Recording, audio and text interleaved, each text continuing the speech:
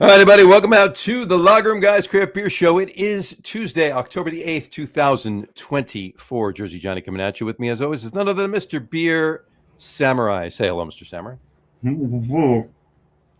Mumble hello, Mr. Samurai.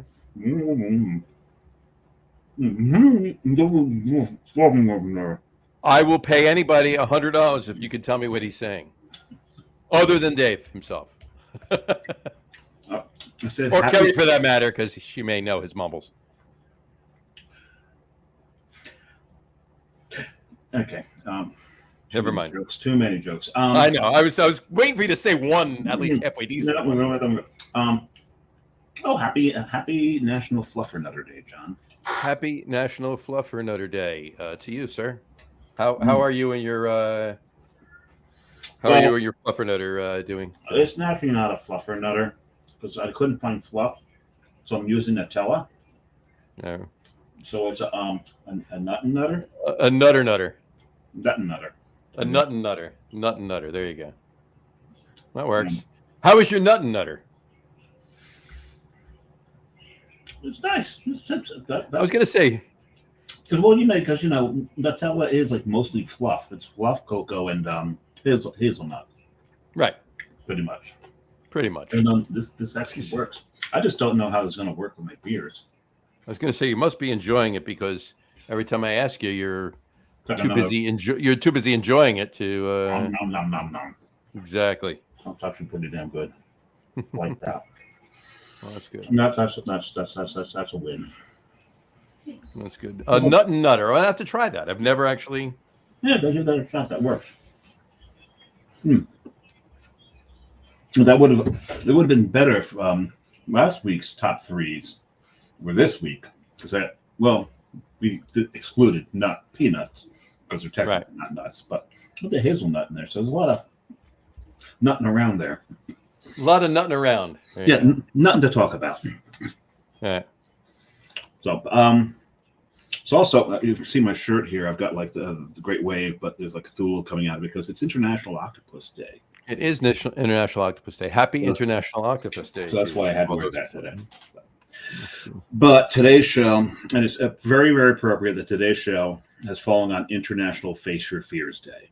International Face Your Fears Day. And it's not, folks, make no mistake, this is not a fear of, Halloween and spookiness and ghosts and horror and everything else. This show is actually a fear of Dave's. It is a fear of the travesty that is the pumpkin ale. Oh, get over it. You enjoy your Warlock. I do a little. Well, give me like 20 other choices of stout in front of it, I'd probably go with that rather than Warlock. But yeah, I'm just saying specifically to that, you enjoy your. Just like a fluffer nutter, this thing is really, really messy. Is it? Mm-hmm. No, it's just like it's all kind of like all over the place here. Oh, that's true. There you go. Anyway, but so every time we do this, I think John likes to do this show every year because my discomfort and distaste throughout the show tend to be entertainment for him. Oh, big source of entertainment. So, but we do know someone that absolutely loves pumpkin beers. Yes, we do. It would be great if we could get him for the show, right? I think we should get him for the show. Why don't we get him for the show? Well, we get him for the show every year. Maybe not this year. No, let's get him for the show this year, too. Okay, let's get him for the show this year. Let's bring him on. Welcome to the show tonight, please. John Staradumsky. Hey, guys. The guru himself. There he is. Welcome to our annual pumpkin show. And I say our annual because it is the three of us, annual. Every time we've done it, John, I'll clap my hands for you, but they'd stick together right now. You had me at pumpkin beer. There you go. Exactly. And it is our 5th annual pumpkin show, folks. 5th annual pumpkin show. 5th annual? Wow. And John's been doing this for only 4 of them, though, right? John's been doing it for 4 of them, yeah. Probably, yeah, 4. With the first pumpkin show we did, Dave, was just me and you. Oh, just the 2 of us. Just the 2 of us. And that was it. Stop eating this. Otherwise, I'll have to. Otherwise, we'll need some insulin because it's so much sugar in what I'm eating right now. At any rate. So you're not finished with it? No, there's still about a third of it left. Oh, geez. I thought the way you were eating it, I thought you were eating the second one. No. So, but Yeah. Can we open beers?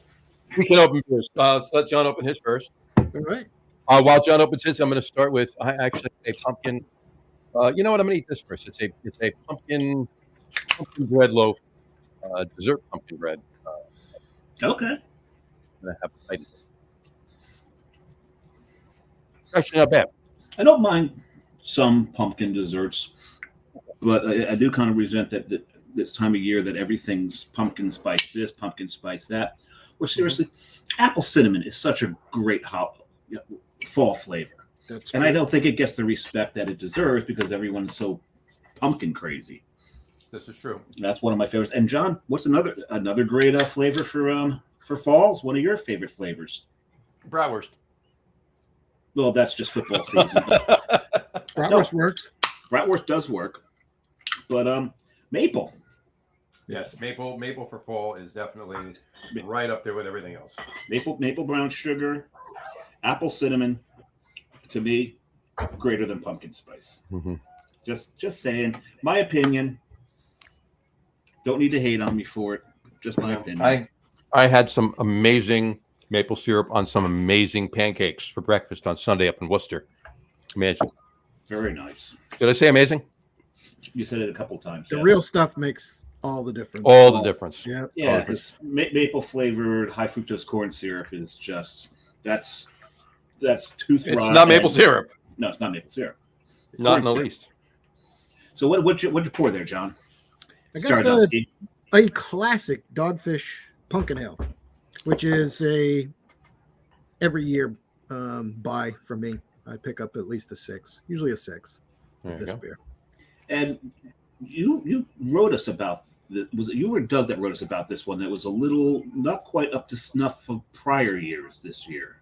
Well, How do you think about it? I think that was Doug that told us that. I just bought it. It was actually I picked it up Saturday. Yeah, I went looking for actually an Oktoberfest from a local brewery that I hadn't been able to find this year. And whoops, a pumpkin beer wound up in your And hand. they had some pumpkin beers while I was there. So it just fell into my cart, but it tastes good to me. It's actually quite pumpkin-y and spicy. All right. So it tastes quite good. There you go. That works for me. It was I'll have to- actually not my first choice for first. I was going to do Narragansett out of your gourd pumpkin ale. Mhm. Of course. That'd be appropriate for you. Yeah, and it was I Halftime had it, so the whole reason I bought that load from Halftime was for that beer, and then I got the dreaded notification that they were out of stock, and they didn't have it. And strangely enough, I got Congress Street from Trillium, which was the beer I thought, okay, but they're never going to have that, right? And they had it. And they had it. They shipped that, but not the Narragansett pumpkin beer. So. Such is life. This is a great one too. So C'est la vie. C'est la vie. C'est la vie, exactly. Samurai, what are you drinking? So I decided this year to really, really change it up. And, I'm kind of over any IPAs for the most part. But I decided to go with an NAIPA that is made with pumpkin, actual pumpkin, mind you, spices and vanilla. And I love this brewery. They are definitely an IPA house. So, they're doing their IPA right. I believe they're from Connecticut, Fat Orange Cat. And they do this thing called Pumpkin Patch Kittens. Pumpkin Patch Kittens. And this is my first time. Ooh, I like the smell of this already. Let's see what we got with the flavors. So let's see if they mitigated the spice load.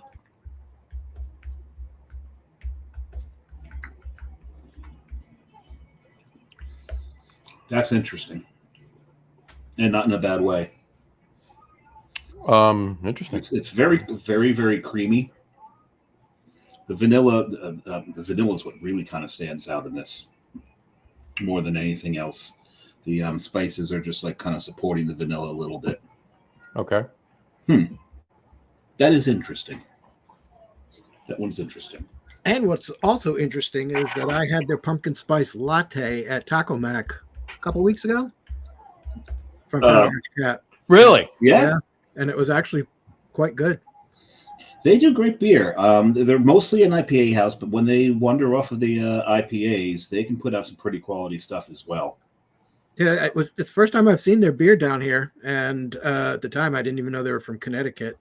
Else I would have ordered it during a Patriots game. Not that it would have helped, but it might have helped me if I drank enough of them. But, it might have helped you if you drank enough of them. But it was good. It was very help good. you care less. Yeah, help you care less. Oh yeah. Cool. And I guess it's to me, huh? That's to you. That's to me. I will be starting with one of my favorites of all time. You know that, and that would be Stevens Point. There it is. I'm sorry. That's, over here. I pulled the wrong one out. Yeah, I was gonna say that didn't look like it. There we go. I swapped them out. And I left the wrong one out. Stevens Point Whole Hog Pumpkin Ale, right there. Yeah, there it is. All right, there we go. So I'll be opening that. This is one of my. It's on my. We'll talk later about the top threes, but my standard top three favorite pumpkins. This is on my standard top three favorite pumpkins, as well as two of the other three beers that I'm having tonight. That's why I'm having them. But yeah, I had to have one of these. This is my. Other than a couple of sips, a couple of samples, I have not actually had a whole glass of a pumpkin ale yet. I haven't had even, I think, a sip yet this year. So that was my first. You witnessed my first sip this year of pumpkin ales. There you go, right there. And I put it in a treehouse glass because we'll talk about that in a little bit too. But it's still Oktoberfest. Prost. Prost. Some fun. I'm off to Helen on Monday. Can't wait. How are you? Oh, that's awesome. That's a legendary Oktoberfest. Yeah. Oh yeah. Great. It's on my. It may slide onto my beer bucket list to get to it one year. It's just a blast. There's just like so much to do. The Festhalle, all the great places to eat and drink, and yet with all that, I can tell you that over the years, I have taken more out of Helen than Helen has taken out of me. So there you go. I know what he meant. There's just once again too many jokes there. Too many jokes. Get a little bit of overload, so I'm gonna have to. All right, that's an open. Let me just mark the time down on that. 13 minutes. I'm gonna stop announcing all these. That's what I have to say. That's a paraphrase, by the way, of Churchill. I think he put it as, "I have taken more out of liquor than liquor has taken out of me." Yeah, exactly. I think more liquor has come out of me than I've come out of liquor. What? It makes no sense. No, actually, the more you drink, it actually does make sense. Yeah, true. Exactly. We got a couple comments here, boys. We have, first of all, Kat Reyes said, "Good afternoon." To her, it's still afternoon. From Bend, Oregon. Yep. Hello. Good afternoon, Kat. Good afternoon. Doug Smith, the brew guru in the world of pumpkin. He is a god. He capital is. D, He is. capital he O, capital D. There you go. He is. He is the Pumpkin King. He is the Pumpkin King. Well, thank you. I wouldn't go that far, but not the Pumpkin, the Pumpkin King. Yeah. Linus does camp outside my house every Halloween. There you go. There you go. And every now and then, John goes to the door in his robe and and that's why there's a restraining order. Exactly. Brambo commented apple cider donuts. Now I got a question for you, Brian. When you have an apple cider donut, are you dipping them? And if you're dipping them, what are you dipping them into? That's always been a big question for me, because I know some people that like to dip them in hot apple cider. I just like to just use coffee. Just coffee with the apple cider donuts. Some people hot cocoa, and I can see that. Especially if it's loaded down with rum. I know some people actually like to dip them in a lot of caramel. These are rather large people, but and I have resembled that remark. Yeah, it's very possible. You ever see there's a new meme that came out that said, it's one of those differences between the generations. It's like me, I'm fat, and then the what you call a boomer will say, well, you could probably lose a few pounds. The millennials like, oh, you're not fat, you're beautiful. Yeah. The Gen Z is like, well, we don't body shame. You're great just the way you are. Right. The next is, I know five fat people and you're four of them. Because we're just mean. Yep. There you But go. we're mean to everybody, so it's We fair. are. We're equal opportunity meaners. We got Brian Boak commented back. He answered your question. He said, "I eat them alone, but apple cider would work." Okay. There Yeah, I like them. yeah, I you know what? I eat them alone, but if I do get them, like hypothetically speaking, if I do get them at a farm, like say Delicious Orchards or anywhere, all states out, whatever, I usually get a few, and I get a big glass apple cider. So I'm either dipping them in or I'm just eating and drinking. So I eat them alone a lot. That way I don't have to share. That's always a good thing. Mm-hmm. That's always a good thing. I would dunk them in coffee. Myself. Yeah, that's what I do. I've done that. That's where Dunkin' Donuts comes from. Dunk your Dunkin' Donuts in coffee. Yeah, and you would know because where's Dunkin' Donuts originally from? Canton, Massachusetts. There you go. There you go. And what's in Canton, Massachusetts right now? Not you. Oh, not me. No. But a big brewery. It's a big brewery. I just had a beer from them. There you go. Trillium, right? Trillium. There you go. There you go. Doug Smith also commented. He said, "It was me, Dave, had it on tap and found it a bit lacking this year." He's talking about the Dogfish Head Pumpkin. Yeah, maybe it was the lines, Doug. You never know. You never know. And then he said, "Wrong, Quincy, Massachusetts." Quincy. You said it wrong. Quincy, Massachusetts. I said it right. Okay. Quincy. I thought you said Quincy. Yeah, Quincy, Massachusetts. I heard Quincy. Quincy. Right. I might have been slurring it a little bit. So. You've took 2 sips. Well, no, just not intentionally. But I see. Whatchamacallit, we have. Wait a second. So when you get drunk, you slur intentionally? No, when I'm not yet drunk, I slur intentionally. Then, exactly. Let's catch up on these. We're getting a bunch. I just want to finish these. May is starting next week. Brew Guru. Finally, mayonnaise is no Bill. Pat's offense is trash. Yep, they are. I did see about May. Jacoby Brissett's getting benched. We all saw that coming. Not sure it's a good idea because with an O-line that's holier than a Swiss cheese, Drake May is going to get beat up. That's what I'm worried about. Well, as a Giant fan, I can tell you I know a bad offensive line when I see one. Yeah. So, fortunately, knock on wood, ours isn't that bad this year. It's pretty damn good this year. Ours got even worse because David Andrews is out for probably the season. Right. So you're going to take your prospect and just end his career this season? That's what I'm worried about. But this is why you should leave. That's what Jacoby Brissett's there for, right? So just let him get the beat shit out of him this year. To Doug's point, though, I think everybody that thought that getting rid of. You sure you didn't drink before you got here? That was intentional. That one.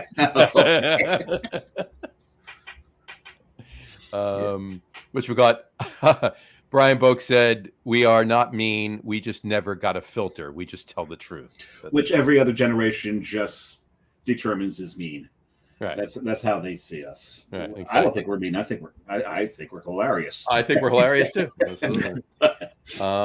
Throw this in there. Beer Jesus. Hello, everyone. Hey, Beer Jesus. This is the show's new best friend. Yes, Hey, John. Saw last year. He was commenting all last week with us. We invited him back to comment today, and we're gonna get him on actually soon.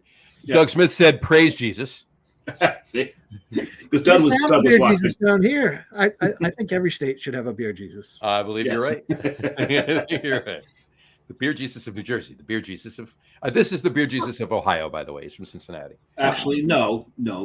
He is the beer Jesus, and everyone for every state are just copies of him. State beer Jesus. This is the beer Jesus. This is the beer Jesus. Gotcha. I follow you now. There's a Jersey beer Jesus, a Massachusetts beer Jesus. The Ohio beer Jesus can confer with him closely because they're in the same state. Because they're in the same state. But this is the beer Jesus. He's the OG. And we'll leave it at that. Or in this case, the OJ. Sadly for Georgia, our beer Jesus was actually tying himself pretty closely to one of our local breweries. And the owner got wind of it and excommunicated him and basically said he has nothing to do with our brewery. He says this all the time. But he was a funny guy. He worked in a liquor store in Marietta and seen him there all the time. But so you're saying they crucified him? Yeah, exactly. They nailed him to a cross, and he did. But I don't know about that. Well, maybe that's what he was going for. Yeah, you never know.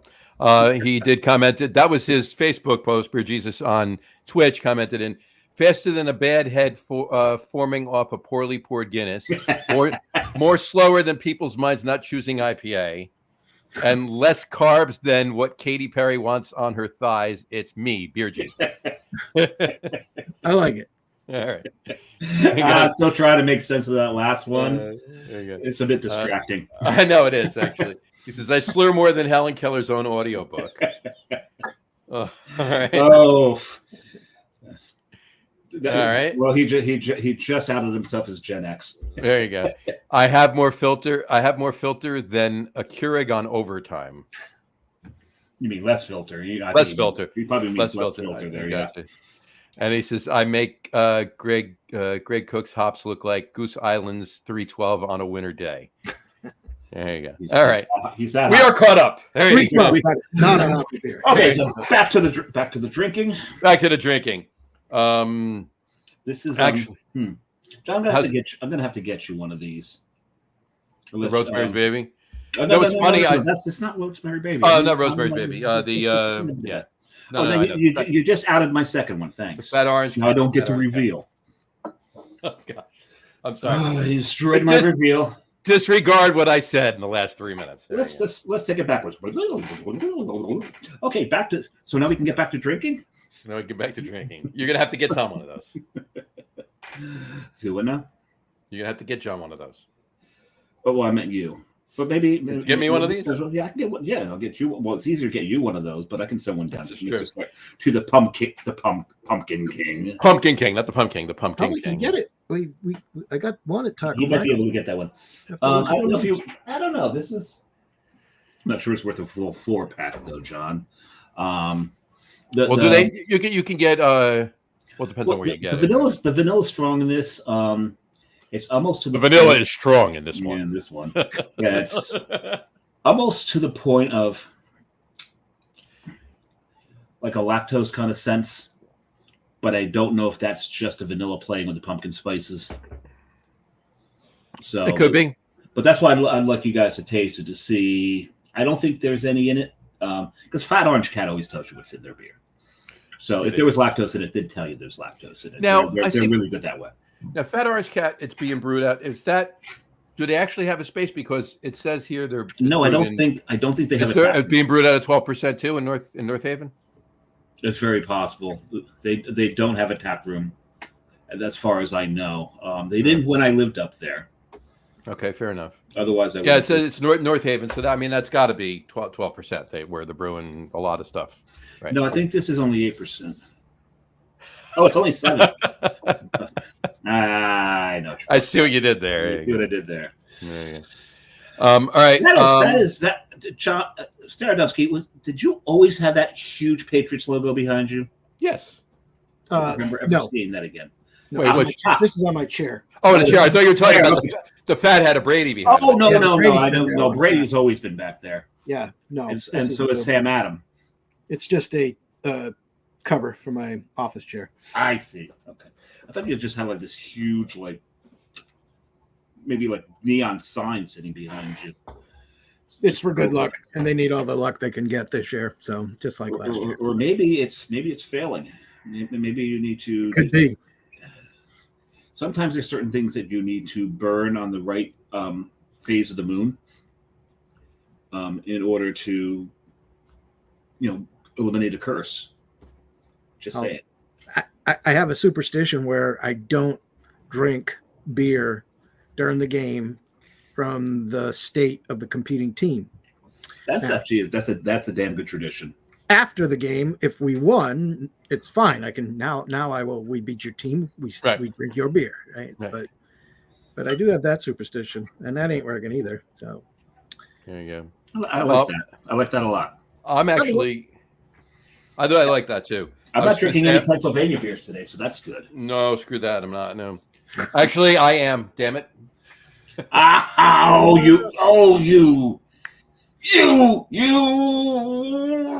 You. I'm shaking my walking. Well, you know what? It is the top of the 8th. And 6-0. by the time, don't say anything. No. I want you to say by the time I drink that beer, this game will probably be over. So we hope so. Oh, I know. Yeah, knock on wood. There you go. So. I eliminated it from my list, so I'm good to go. You did. Speaking of that, I do want to bring one thing up, but are either of you ready for your second? Because I'll wait if you're not. There you go. Okay. Does that answer your I question? want to say though, before I move on to the next one, that the more I drink of the Dogfish, I get the pumpkins there, of course, the spices and a little caramel, but it does seem thinner in body. I don't know if that's one of the things Doug was complaining about. Yeah, I did have a taste of it. It wasn't a full pour, like I told you. That was the first. Not Doug's, by the way. Not Doug's. No, I did have a taste of it. I did get pumpkin. I didn't have enough to actually make a full decision. I got to drink a whole one. I'll grab a 6 at some point, but a whole one. Are we back to donuts? Yeah, that too. But that's one thing I did notice, that the mouthfeel was a little thinner than it normally is. Yeah. So he's onto something with that. Then I think the more I drink of it, I'll probably have to drink the other 5 before the end of the week just to be sure. Yeah, you've got it. You have to work on that. It's for science. It's for science. It's for science. Because science, yes. For duty and humanity. Exactly. What is your next beer, sir? Geez, you already gave it up. Drinking a Rosemary's Baby, which is one of my favorite names for a beer. I actually have a shirt somewhere. I actually remember when Gene's wife when Lauren used to do the scavenger hunts. Oh yeah, I won the grand prize. You did during one of them, and it was a bunch of a couple of Rosemary Baby shirts in there. I'm drinking out of my Coven glass because I didn't get to show you the first glass I was drinking out of, did I? No, you didn't. Because it's the pumpkin show, and I'm wearing my skull shirt. I drank it out of my burial glass. Oh, you did. Yes, there you go. Yeah, and we'll talk about that in a little while too. So. And this is we should. And this is my Coven glass out of Pittsburgh. So I figured I'm drinking out of all spooky glasses tonight. All spooky glasses. Tis the month for it. Yes, it is. Tis the season. While the lobby of my apartment building plays Christmas music, and I got to figure out they owe me some rent back for that bullshit. But Rosemary's Baby, this is another one of those classics. It's been around for a while. It's one of the few rum barrel aged pumpkin beers that I know of, other than traditional ones, because Carton had one that was rum barrel aged. Shelbyville, was it? Is that the rum barrel aged one, or pumpkin? Scobyville. Scobyville. Not Scooby Doobyville. Not Scooby Doobyville. No. So, but this one is a classic. Love it or hate it, it is a classic. I like the one thing I do like about it is the rum barrel does detract from the pumpkin spicing. Gotcha.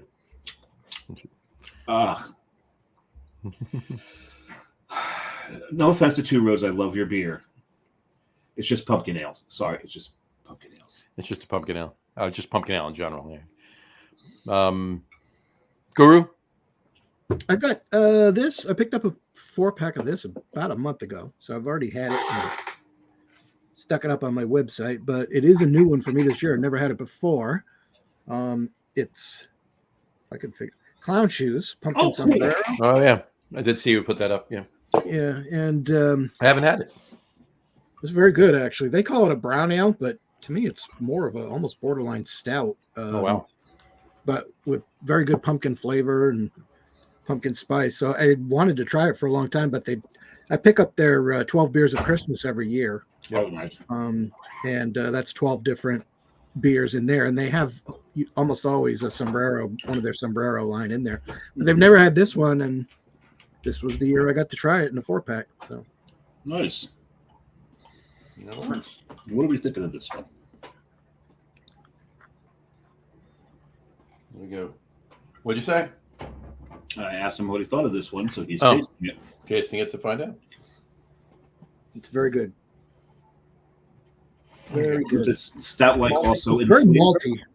Okay. Yeah, malty, but you do get a little pumpkin and of course more of the spice. Now you said that they're calling it a brown, and you've advanced it right past porter up to stout. Yeah, that's I don't know. When I first tried it, that was my impression. But I don't know. It's still pretty chocolatey, which is giving me the stout notes. But yeah, I can see a little bit of the cookie malt type flavors that you get more with a porter in a brown, and it doesn't remind me of the Sombrero line is usually like a Mexican style. Yeah. Oh, actually, they do call it a Mexican style chocolate stout on the can. So it's a Mexican style pumpkin stout is what we're hearing here. I guess I'm not getting chilies is one thing that I don't really get in it to suggest like a Mexican style beer. Well, we'll wait while you go get your Tabasco if you want to fierce it up a little bit. That would probably ruin a good beer. Yeah, I mean on Untapped it says it's just have an American stout. Yeah, maybe I've got it backwards, or what have you. And it was just I was the Mexican theme. I wasn't getting so much. So yeah, Mexican style chocolate stout with seasonal spice and pumpkin puree. Yeah, sometimes it's hard to keep up with them all. And of my highlights on Untapped, John Staradumsky says been looking for this one for a while. It was worth the wait. There you go. And he's found it. we have entered the portion of the show that entertains John, where I'm just not at all happy with what I'm drinking. There you go. Where we've hit the first beer. It was just interesting enough to carry me through it. This is a classic. This is just a pumpkin ale for you, as far as you're concerned. Yeah, it's a pumpkin ale, and whereas the rum barrel does help carry it through. I've had it enough times that we'll just go with that. We'll go with that. Gotcha. But as a pumpkin ale, so I'm not, because I don't like it. I'm not going to go on Untapped and rate this as a 3. Of course not. Because it's a classic. It's a damn good pumpkin ale for a pumpkin ale. I just don't like pumpkin ales. Right. Then you shouldn't rate them. Okay. No, because I'm rating it to style, John. I'm rating it to. No, I know you are. I don't mean you as in you. Oh yeah, other people. You and other people in general. Because that's a pet peeve of mine, right? It's a huge pet peeve of mine. I don't like IPA. This IPA is the best IPA that I've ever had. It's fantastic. I hate IPAs. One star. Yeah, that's you know what this is. Talk to the hand. No. I'm keeping track of how many times John has told this on the show now. Yeah, you get your other hand out. You're up to 5. I think you're up to 5. We will get to toes eventually. There you go. Well, no, it was pertinent because we're having that discussion, right? I just bring it up. I just found another example. All right. Find another. All right. Because there's so many examples out there. That's true. There are. All right. My third one I'm drinking Schlafly. Your third one. It's your second one. Second one. What is wrong with you tonight? It's been a long week already, and it's only Tuesday night at 7:42. So Schlafly Pumpkin, my second one. Schlafly Pumpkin. Yeah, I could tell when it was sitting over by your other keyboard what it was. Yeah, it's definitely like a different bottle too. Like because normally like the whole hog bottle, that's your normal brown bottle, right? That's your normal shaped brown bottle. The Schlafly bottles are all that like the shoulders are like they have shoulder pads on them. Shoulder pads? Shoulder pads. There you go. So cheers. Oh, the way you were holding it, it looked a little darker than usual, but when you held it up, I was like, nope, that's the color of it. Yeah, there you go. There it is. It seriously looked almost as dark as John's. It was I think it was the background with your shirt, so it was making it a lot darker. That's probably what it is. It was. Oh, we got some catching up to do there. We got some catching up to do. Holy crap! Where we go? 1, 2, 3, 4, 5, 6, 7, 8. We apologize if we don't get to every comment tonight. Yeah. John's gonna have to pick and sort. I'm gonna sort through a couple. We have Doug Smith said Belichick is scoring more with that 24-year-old. Oh Jesus! Have you guys seen the AI videos that are floating around with? No, I don't. No, I haven't. No. Send me one if you have some. Yeah, they did one for the Aaron Rodgers was on, asking him, we got to get rid of our coach. Will you come back and coach us? And he's like, nah, I'm too busy chasing tail with my 24-year-old brother. It's funny because the Jets has he bought any ayahuasca off of him? I don't know. The Jets owner had to come out and make a statement that the decision was all his, and everyone's like, "Sure, yes, we believe you 100%. Yeah, yeah, we're sure Aaron Rodgers had nothing to do with this." like for him to say, "Yes, I talked to Aaron Rodgers yesterday, but had nothing to do about Robert Saleh. That was a completely different thing we talked about, and nothing to do with the coach or anything." Okay, yeah, Woody, you're a bad liar, Woody. Shut up. You are. You are. You did not fire Robert Saleh. Aaron Rodgers fired. Just make Aaron Rodgers the head coach on the field and be done with it. End of story. But anyway, back to the comments and the beer. Yep. Then Brian Boak said, first beer, Lost Colony, Kill Devil Scotch Ale from Mateo, North Carolina. Yes, so Brian Boak just got back from a trip down to the to Hatteras. To Cape Hatteras, those shelter islands referred to as Cape Hatteras. He goes all the way down to the bottom end of it. To Hatteras, yeah, all the way down. Yeah, all the way down to Hatteras, to the bottom end of it. And unfortunately, he couldn't get across on the ferry because didn't he say that the ferry terminal itself was like kind of washed out from the last storm. So he couldn't get over to Ocracoke, which is, I need to get back to Ocracoke one of these days. They have a brewery now. So got to get out there. But he did get some beer from them, so that's cool.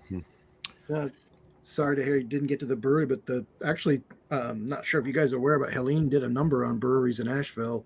No, we're going to get to that when we're done with these comments. We will get to that. Yeah, we got a couple things to get to, and that's one of them too. Yeah, we want to talk about all of that too. We started it last week. We'll talk about it again. Beer Jesus said, "Is that a Scotch ale or are we heavy?" I don't think any of us have a Scotch ale or we. Well, no, she's referring to. Oh, that one. Folks, yeah, they're having a conversation apart from us. Oh, okay, well, let them go. We don't have to bring that up. And he says talking about you. He said it's ironic how you're drinking from a coven glass, and Rosemary's Baby is about a coven. It's not ironic; it's intentional, beer. Yeah. I'm absolutely aware of that. He does nothing with irony. Sometimes I do, but more often than not, it's entirely intentional. But I love the fact that Beer Jesus and Brian are like beer bonding. I like this. There you go. Keep it up. Keep it going. Doug Smith said, "I'm drinking a Rosemary's Baby Spawn. This one is pumpkin ale and maple syrup." Oh, now that I might be possibly interested in. Oh wait, is that an actual beer or is that a drink that you made and you call it Spawn and just put maple syrup in the Rosemary's Baby? Because either way, I'm good. John's in. Either way, I'm in. There you go. So I'm gonna put in and put in. Yeah, no. It's actually a thing. Well, and I gotta find that. And I rode right past two roads on the way up on Saturday and the way back on Sunday. So. But John had a choice of stopping at Two Roads or Treehouse and made the right decision. I did. Yeah, I did. Just saying. Exactly. There we go. There it is, right here. Rosemary's Spawn. Rosemary's Spawn. There you go. I'll fly through a couple more of these. Beer Jesus said Rum King was nasty from Southern Tip, but great with s'mores. Well, Rum King is that's Avery's, isn't it? Or Rumpkin? No, Rumpkin. Oh, Rum King. Yes. Rum King is Southern Tip. Yep. I've never had that. Yeah, I had it. I actually had a sixth of it once at the bar up in North Jersey years ago. It wasn't. Yeah, at the 381. It wasn't bad on tap. It wasn't. It's not bad per se in a bottle either, but it was definitely better on tap, as most things are. But pumpkin ales making beer smell like Michael's craft store bought in bulk. It's my favorite comment of the night so far. Beer Jesus, I'm going to give you full credit, but I'm going to use a lot of these throughout the month. All right, so we will definitely do that. That's a good one. Brown ale always suggests if smell. Brown ale always suggests if smell is roasted or toasted. Yeah. Okay. I'm sure he said that. And then he said Spawn has pecans as well. Delicious. Maple pecan rum barrel aged pumpkin ale. That's intriguing enough to make me actually want to look for it. Yeah, I got to go get that. Need to try the Spawn beer, Jesus said. Yep. All right. He said he's just on a roll tonight. One thing I realized: pumpkin ales need to be reviewed by crust. And he said IPA, I piss apricot. Well, it depends on. And then Chuck Aaron said truth. There you go. The truth to which, though? I don't know. I have no Tell me idea what you're everything. talking about here. Chuck, let us know what you meant. Beer Jesus said Schlafly is definitely at the top and love the subtle notes of being a double. Yeah, that is it's the class of the pumpkin ales that are about the pumpkin spice. Mm-hmm. And I think that is it's the best one in the pumpkin pie beer category. Yes. Yes. I agree. Brian Boak said John pre-gamed. Yeah, apparently. Yes. So it doesn't make you a bad person. There you go. No, there's so many other things that make you a bad person. There's so many other things that make me a It's bad not person. that. That's not one of them. Exactly. Oh my. Get on to the next comment and then we'll Yeah, Chuck Garrett said, "Happy birthday, Brian Boak." Yes. Yesterday. It was yesterday. Yesterday, Brian. Yeah. Happy birthday. Brian's 75th.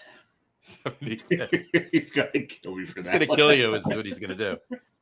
I'm getting nothing from the next Monster Mash brew. There you go. Which we got. Then Brian Boak answered Beer Jesus. Beer Jesus, it's a Scotch ale. And then he said, "Thanks, Chuck." And Doug said, "It's a beer, John Flading." There you go. Okay, so we already determined he may have answered before we determined. Yeah. No. So I opened my third because I had to chug it. I had to. You just had to get rid of it. You didn't. You're not going to actually get rid of it, but you just. No, I'm just renting it. We know we only rent beer. We only rent beer. Good. And I'm on a medication for that matter. But yeah. This is true. And by the way, I'm eating a pumpkin wafer. I'm almost done with it. I just want to bring up that. Oh, okay. Congratulations.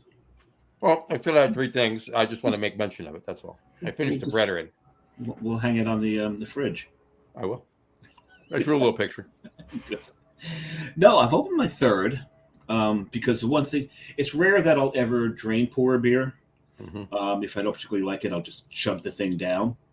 I paid for it. I'm drinking the damn thing. Of course, of course. But there are times where it's like, I just can't do it. But this third one, the smell of this is amazing. I really don't want to. I don't want to taste it. I just want to smell it. The rest of the night. That's one thing I love best about a beer. When I get a beer, whether I've had it before or not, if it evokes the instinct in me that I just want to stick my nose in the glass and never pull it out. I don't want to drink it because then the smell will go away. That's the sign of a great beer for me. So. Rochefort 10 to me was the first beer that did that. Mm-hmm. Where I poured that beer. I don't think I took my first sip for about 15 minutes. At least. I don't. Yeah. I just sat there and I had to sit there and smell it. I poured this into my, speaking of Belgian stuff, it's my Duvel art glass. I love the Duvel art glasses. Mm-hmm. And this one just looks like a bunch of bats. So it does. I figured that one. Were they in your belfry originally? There are bats in my belfry. There's toys in my attic as well. There you go. Any junk in the trunk, though. That's what we need. Most of the junk is in the belly. That's true. There you go. And in storage. No, the stuff in storage is good shit. The stuff that I have in box of storage, there's some good stuff in there. There's some good stuff. There you go. Some great cookware in there. There's some great beer glasses. Oh, by the way, my brother's having to get rid of his beer glass collection. He has to get rid of it? Well, they just bought another house that's a little smaller, and that's the one thing that has to go. And I said, so was this part of the deal? This is part of the deal that you buy the house, but you had to get rid of your beer glass collection? His reply was, apparently. Apparently. In other words, not his decision, but he needs to abide by it. Right? Exactly. He never agreed to it, but no, I'm really digging the smell of this beer. Yeah. So what is it? It is Southern Tier's Caramel Pumpkin. Yeah. There you go. This is and the thing is Southern Tier makes my favorite, and I'll finish the night with my favorite pumpkin beer thingy. There you go.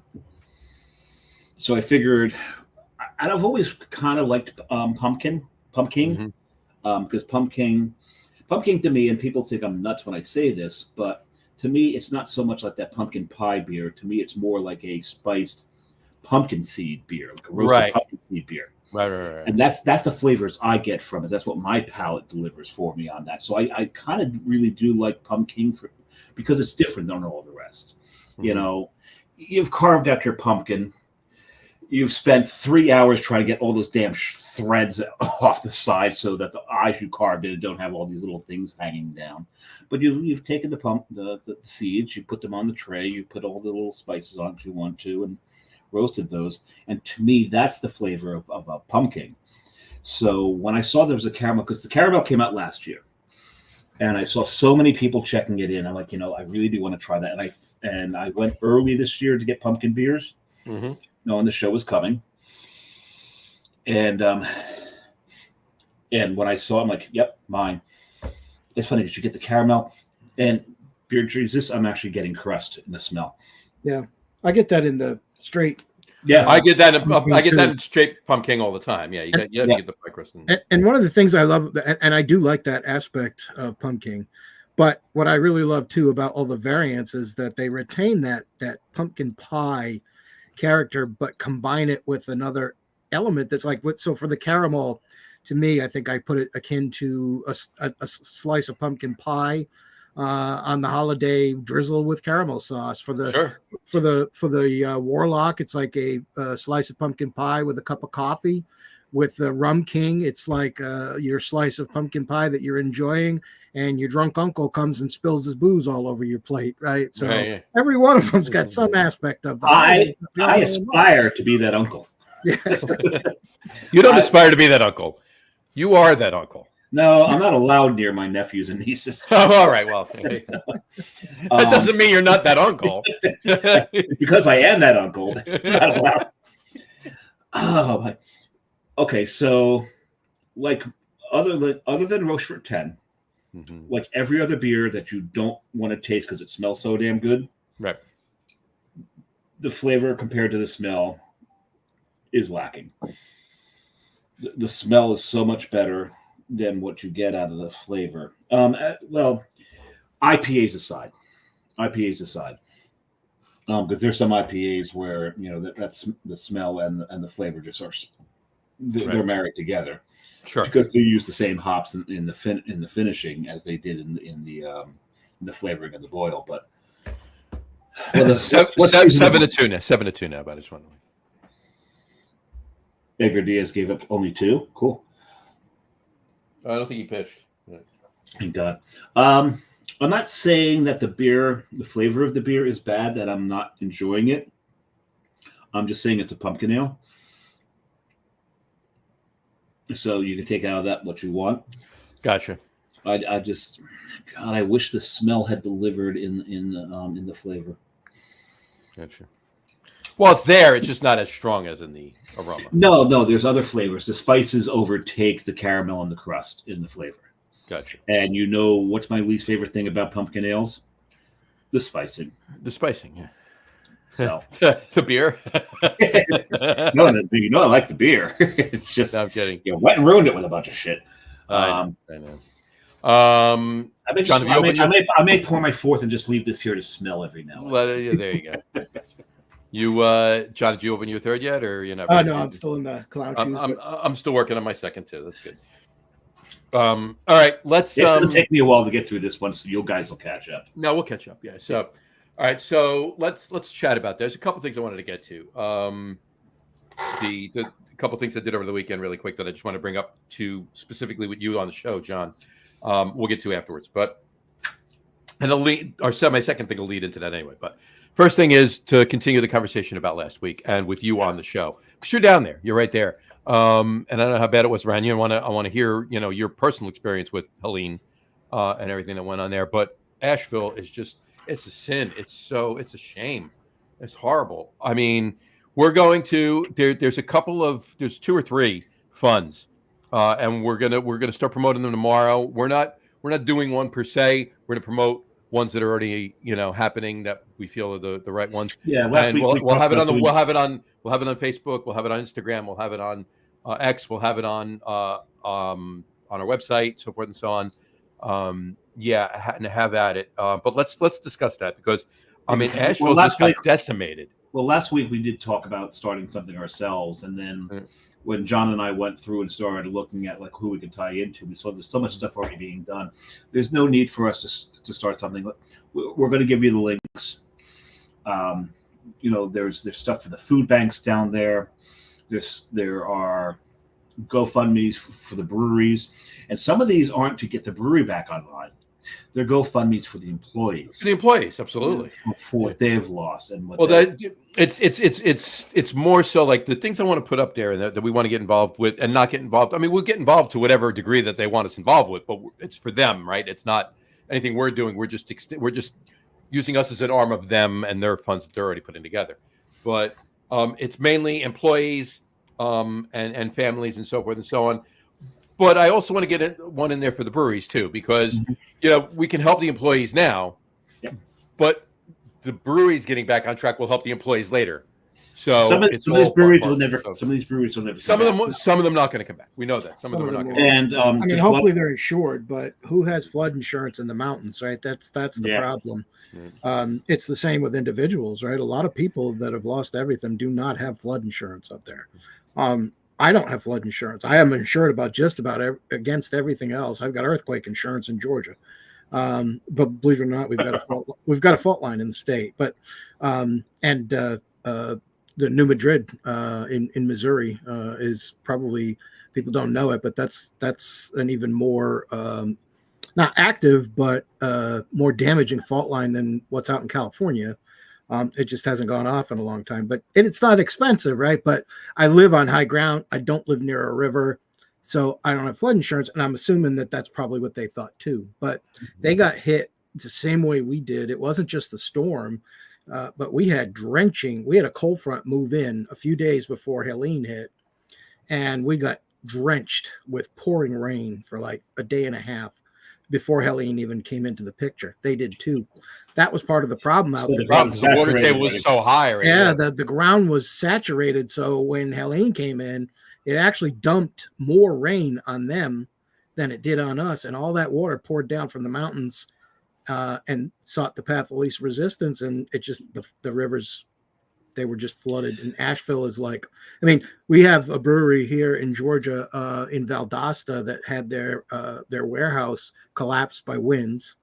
So they've suffered a major setback. They have an Oktoberfest every year, which is very Georgia Beer Co. And it's very popular, and they had to cancel it, unfortunately, because of the damage. But up there, it was the floods. It wasn't the winds; it was the floods. We were lucky here in Canton because the storm was forecast to come right over us, and it didn't. It shifted to the east of us, and we got a lot of rain, but not. So the local river here did flood, but I was well above it. I am well above it, and it actually didn't do a lot of damage. They have a pumping station that was pretty active through the whole thing, and I don't even think that anybody suffered significant. There are a few parks that were flooded and areas on there, and it's the Etowah River, but Canton did okay, and we're so grateful for that. But that means is that somebody else suffered because of it. And like I said, up in Asheville, I mean, been keeping track of some of the breweries, and like New Belgium was flooded, and Highwire was flooded out, and Highwire lost 2 of their 3 locations. Yeah. New Belgium did report, though, that the flooding was not as bad as they thought, and they might be open later on this month. But I'm going to stop for a second here because Beer Jesus' comment here. I'll gladly spread the word, everyone, if you have anyone. So, Beer Jesus, we will get you. We'll get you the links, and if you can help spread the word on this to help help Asheville get the Asheville brew community get back on their feet. So we're gonna post them all up tomorrow, and I'll reach out to you privately and send you the links as well. Plus, you can get them right on the Facebook page too. But I'll send them to you separately, and then you'll have them. And it's good to see that some of the breweries that were not impacted, like Pisgah, has been big. They're in Black Mountain, and Swannanoa and Black Mountain area, they got hit hard too. But Pisgah was spared. but they had food trucks there, and they paid for free meals for people that needed them. They were bottling water, and they were packaging water for people that needed water. All you had to do was show up with a container, and they'd fill it with water for you. There's a lot of breweries that are also, they're bringing in food, and they're not charging for the food. Dissolver is one of those. Where Yeah, Reformation here in Canton, one of my local breweries, they've been taking donations and using the money to package up bottled water and other necessities and truck them on up there. Truck them up there, yeah. And give them up to, so it's very heartening to see what's going on in the beer community to help these people. 100%, but I think 100%. one of the things you can do, we've been helping out by donating to Red Cross and charities like that, which is, and breweries that help. But, I'm trying to buy beer from the breweries that are affected, right? Let's clean the shelves of their beer so that when they get back online, they can fill them up again. Yeah, they can fill them back. The orders will be there. And, I love Highwire. Highwire is one of my favorite breweries. It's funny. Highwire, when I first went, we hit Highwire. Their brown is one of the best browns you're going to get in Nashville. And then John was going afterwards. I'm like, John, get your ass to Highwire. It's funny because Highwire is it's usually not on anyone's radar. And it wasn't on my radar when I went. It just happened to be along the route to someplace else. And we stopped in, and I spent an hour there because the beer was so damn good. Yeah, I actually literally stumbled on them. I had already been to a couple. Literally stumbled. Literally stumbling in Asheville is an easy thing. I was stumbling through the streets of Asheville, North Carolina, and I was trying to find a brewery, and I already been to a couple, and I was like, hey, wait a minute, what's this right across the street? It's a brewery. It's Highwire, right? Yeah. I was like, let's have a beer to help us find the brewery we're looking for, fortify us for the journey, and they were so good that I just ended up spending a bunch of time there, and I've been buying their beers ever since. But their Zirkus Fest, Oktoberfest is like so good. It's like one of my favorite. I didn't have that, but they're brown. Oh my God, that brown. Is that the Bed and Nails brown ale? The Bed and Nails. Yeah. Bed and Nails is fantastic. Yeah. But the 1040 line is so good too. 1040 is very good. Very good. Absolutely. John was just clapping. John, tell us why you were clapping. The Mets they won game 3. 7-2 was the final. It was interesting. If you've been looking in the comments, there's like I have been. There's a Pennsylvania Phillies thing going back and forth here that we don't need to cover, but we. I know. Doug Smith said, Boo Guru has a soft spot in his heart for the Phillies. No, he doesn't. I do actually. Yeah. Do you really? Yeah, my dad was a big Phillies fan, and and apparently so does Beer Jesus. Douglas loved the Phillies. Yeah, I used to watch the games with my dad when I was a kid in the days of Greg Lazinski and. Sure. Okay. I actually met Greg Lazinski last year at Citizens Bank Park in Philly. Well, here's the thing. Back in the day with the Phillies, I was a fan because of Lazinski. Because I'm Polish. And anytime you had to be fans with him, a fan of him because and there's the only time that I've been fans of Philadelphia teams is because of Lazinski. And who was the other Polish player in Philadelphia, John? What's that? Played for the Eagles. Oh, yeah. No, I need another beer. Hold on one second. He'll get it. No. What? Quarterback. He was the quarterback. Oh, wears glasses now. Jaworski. Yeah, Jaworski. And the older he gets, Phil Simms starts looking like him. He does. He really does. And of course, one of my favorite wrestlers was Polish Power. When Jaworski sees Phil Simms, he gets all smiles and he goes to shake his hand. When Jaworski sees LT, he shies. Kind of runs away. He shies. That's every quarterback. Joe Namath does not blame LT for that. He blames Leonard Marshall. He said if Leonard Marshall had done his job and tackled me when he had the chance, LT would have not have broken my leg. Oh, I was referring more to the time when he was on. He was being interviewed by a sportscaster, a female sportscaster, and he was drunk, and on live TV said, "I want to kiss you." So, Namath. That was Namath. Yeah, Namath. Yeah, you said Theismann. But yes, Namath. That's another one. When to kiss you. That was funny. And then hold on, I'll just skip ahead. One thing, Beer Jesus said, "We need more baseball-inspired beers." You know what? You're not wrong. Yeah, you're not wrong. The only one I know that Victory's got one. Who's the brewery in Doug? If Doug is listening in his neck of the woods that does chin music. Well, that's a good name right there. Yeah, but there's I've had it. It was a good beer, and I can't for the life of me think of the name of the brewery, but he probably knows. I'm looking for a picture of this right now. I had it at Citizens Bank Park at a game. Yes, I was at a baseball game. Doug Smith comments up. LT greatest to play defense, high cocaine. He's not wrong. Greatest to play defense, high on cocaine. Let's go out there like a pack of raven dogs. Rabbit dogs, raven dogs. Crazed dogs. Crazed dogs. That's what it was. Crazed dogs. Pack of crazed dogs. Where the hell is this picture? Back in the day, I mean, because you had what's his name? Linebacker for the Rams who broke his leg, finished the game. Oh, him and his brother. What was his name? Linebacker for the Rams, John, back in the 70s. Absolute maniac. Broke his leg during the game. Finishes the game. Doesn't come out of the game. They asked him. Youngblood? Youngblood, yeah. And this was Jack, not Joel. It was Jack. And they asked him, how could you finish the game on a broken leg? He's like, well, the bone wasn't sticking out or anything, so I figured it was all right. Mm-hmm. Okay, that's cocaine. there's no way. Just wrap it up.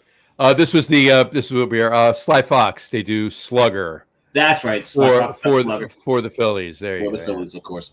The one thing is, I was over the weekend. I was out in the Doylestown area of Philadelphia, Doylestown and Ambler. And the one thing, Philadelphia sports fans have a really bad reputation of being some of the worst sports fans in the United States. You can't say on the planet because you do have the soccer hooligans, but and the Philadelphia fans own it. When you tell them, man, your fan base is just awful, they're like, yeah, we are. They know it, they own it, and they're proud of it. But the one thing I will give them, while I was out there, I would say 7 out of 10 people that you saw in that area were wearing colors. Okay. You come into the New York City area, we've got more teams. Yep, we do. We have 9 teams. Right, but you might see 3 out of 10 wearing colors. So they are a rabid fan base. They are proud of their teams. They support their teams. Granted, this year it's really hard to not support the teams because the teams are all, well, the Eagles haven't really quite measured up to what the hope was for them. Right. And, hopefully after the series is done, the Phillies fans will pipe down a little bit. But, they support their teams. They really do support the teams. They do. I don't have any problem. They would kill for their teams. I don't. Yeah, and some of them have actually. Yeah, they have. Well, I said that's my problem. I don't have any problem with any Philadelphia sports fans supporting their teams at all. They're a good, solid fan base. It's the criminal element of some of the fan base. But the other thing that I really respect about the fan base is that the women are just as awful as the men. Oh yeah, there was a video going around, and then somebody put it up, and it said it was a woman in a restaurant, and she said, "Welcome to Philadelphia. Go fuck yourself." That's what she said. I saw that. Well, why? I thought it was a city of brotherly love. I guess it's the city of brotherly love and sisterly go fuck yourselves.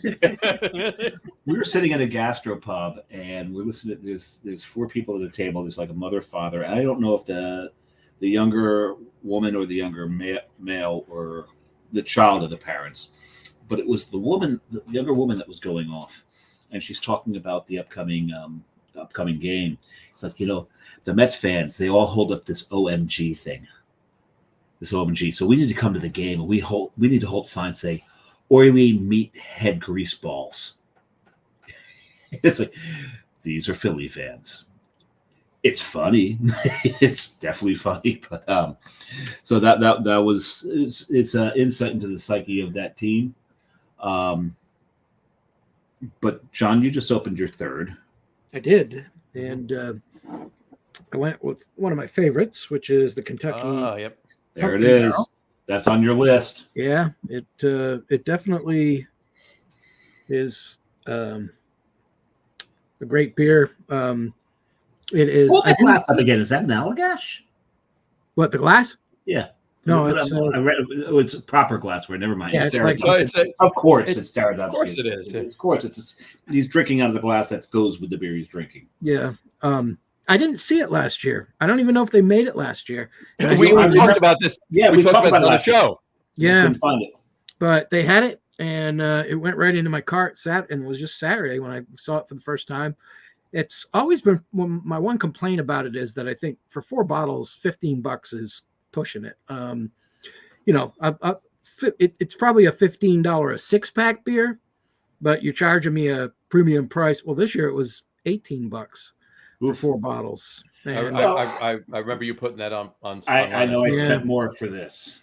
Yeah, I forget. I think I paid about for the. I bought. I didn't get the caramel pumpkin this year. I actually have still, I think, a bottle from last year. I still have one bottle from last year. I really wish that one of you guys would have opened on the show, because I would love to know how the caramel notes played after sitting for a year.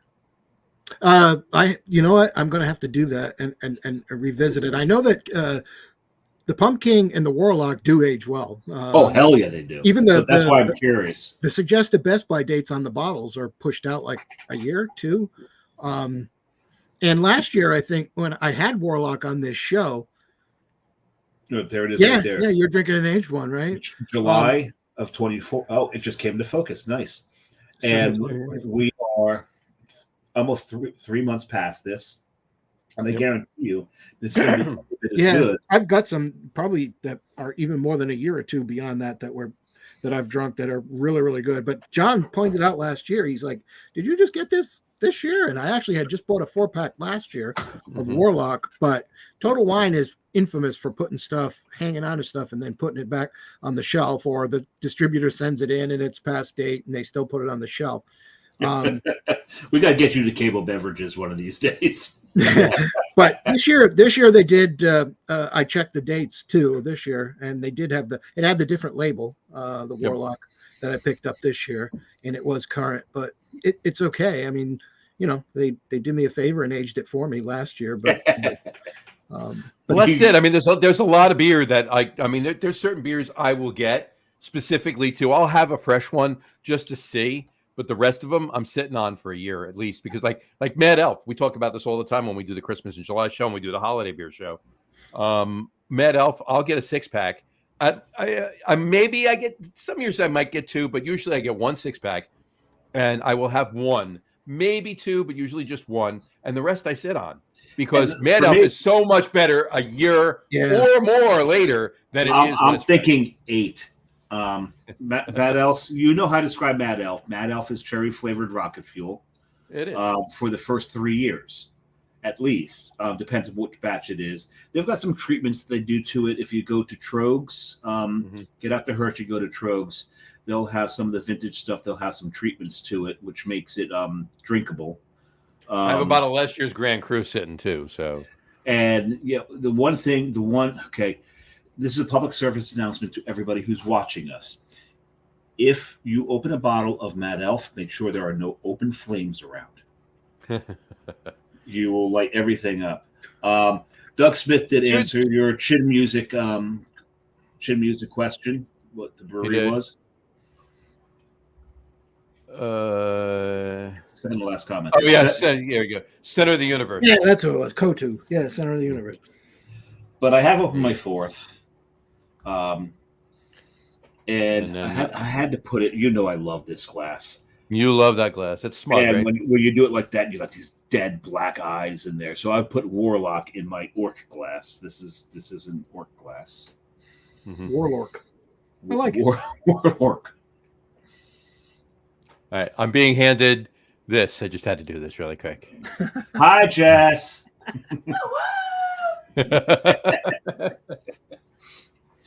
The Mets are the one thing that Jess and I actually agree on. I think it's the only thing, probably. And me. Well, yeah.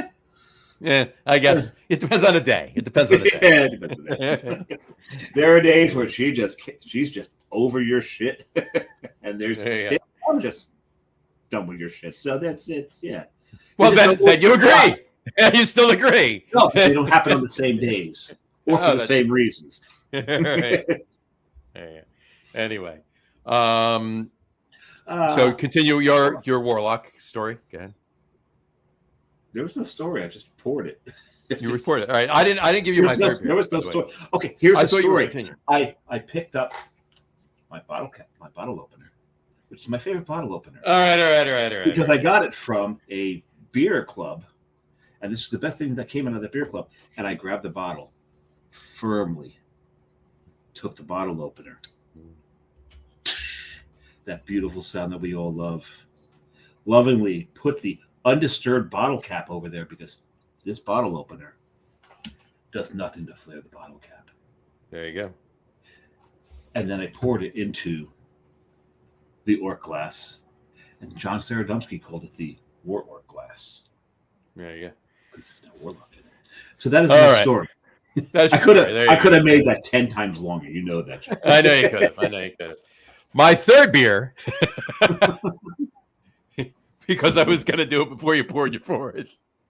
Right here. I haven't had this I think I had it a couple of years ago on the show, maybe 3 years ago on the show, but I do like this beer. I haven't had that in ages. Flying Dog the Fear. Yeah, absolutely. Right there. 9%. 9% Imperial. This is my, now I went up so far, like Whole Hog is 7%, Schlafly is 8%. The Fear is 9. And my next beer, my fourth beer, might be actually going back down to 8%, but who knows? We'll see. But there you go. I went 7, 8, 8.6, 8.6. There you go. That's another one that I did put it in. I did put it in this beer glass.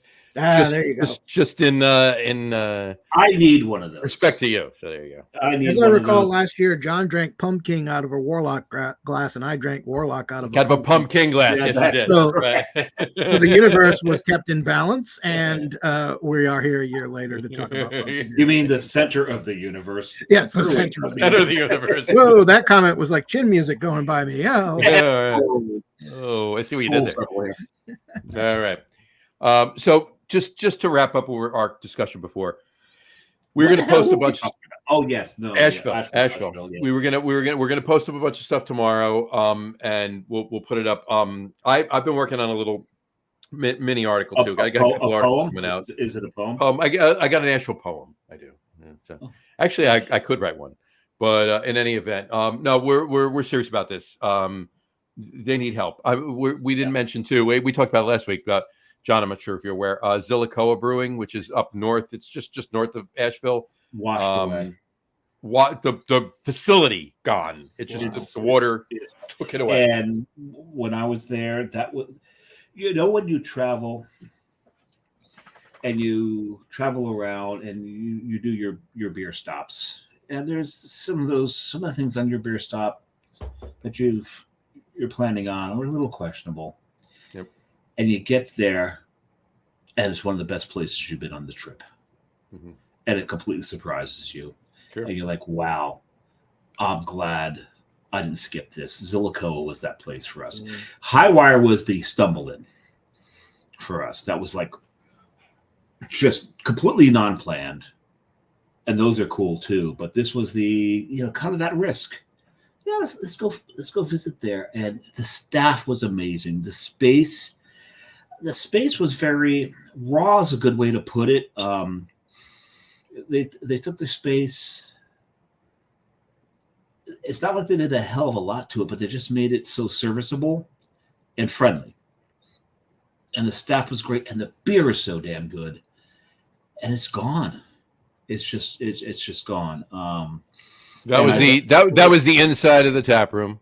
Yeah, right there. That's all and gone. it just, and then that was the outdoor area, which was fantastic, right there. Yeah, it's amazing, yeah. and it's and I John can attest. During our last show, we started talking about this, and when Zillicoa came up, I don't know if John caught it, but I think I got a little choked up.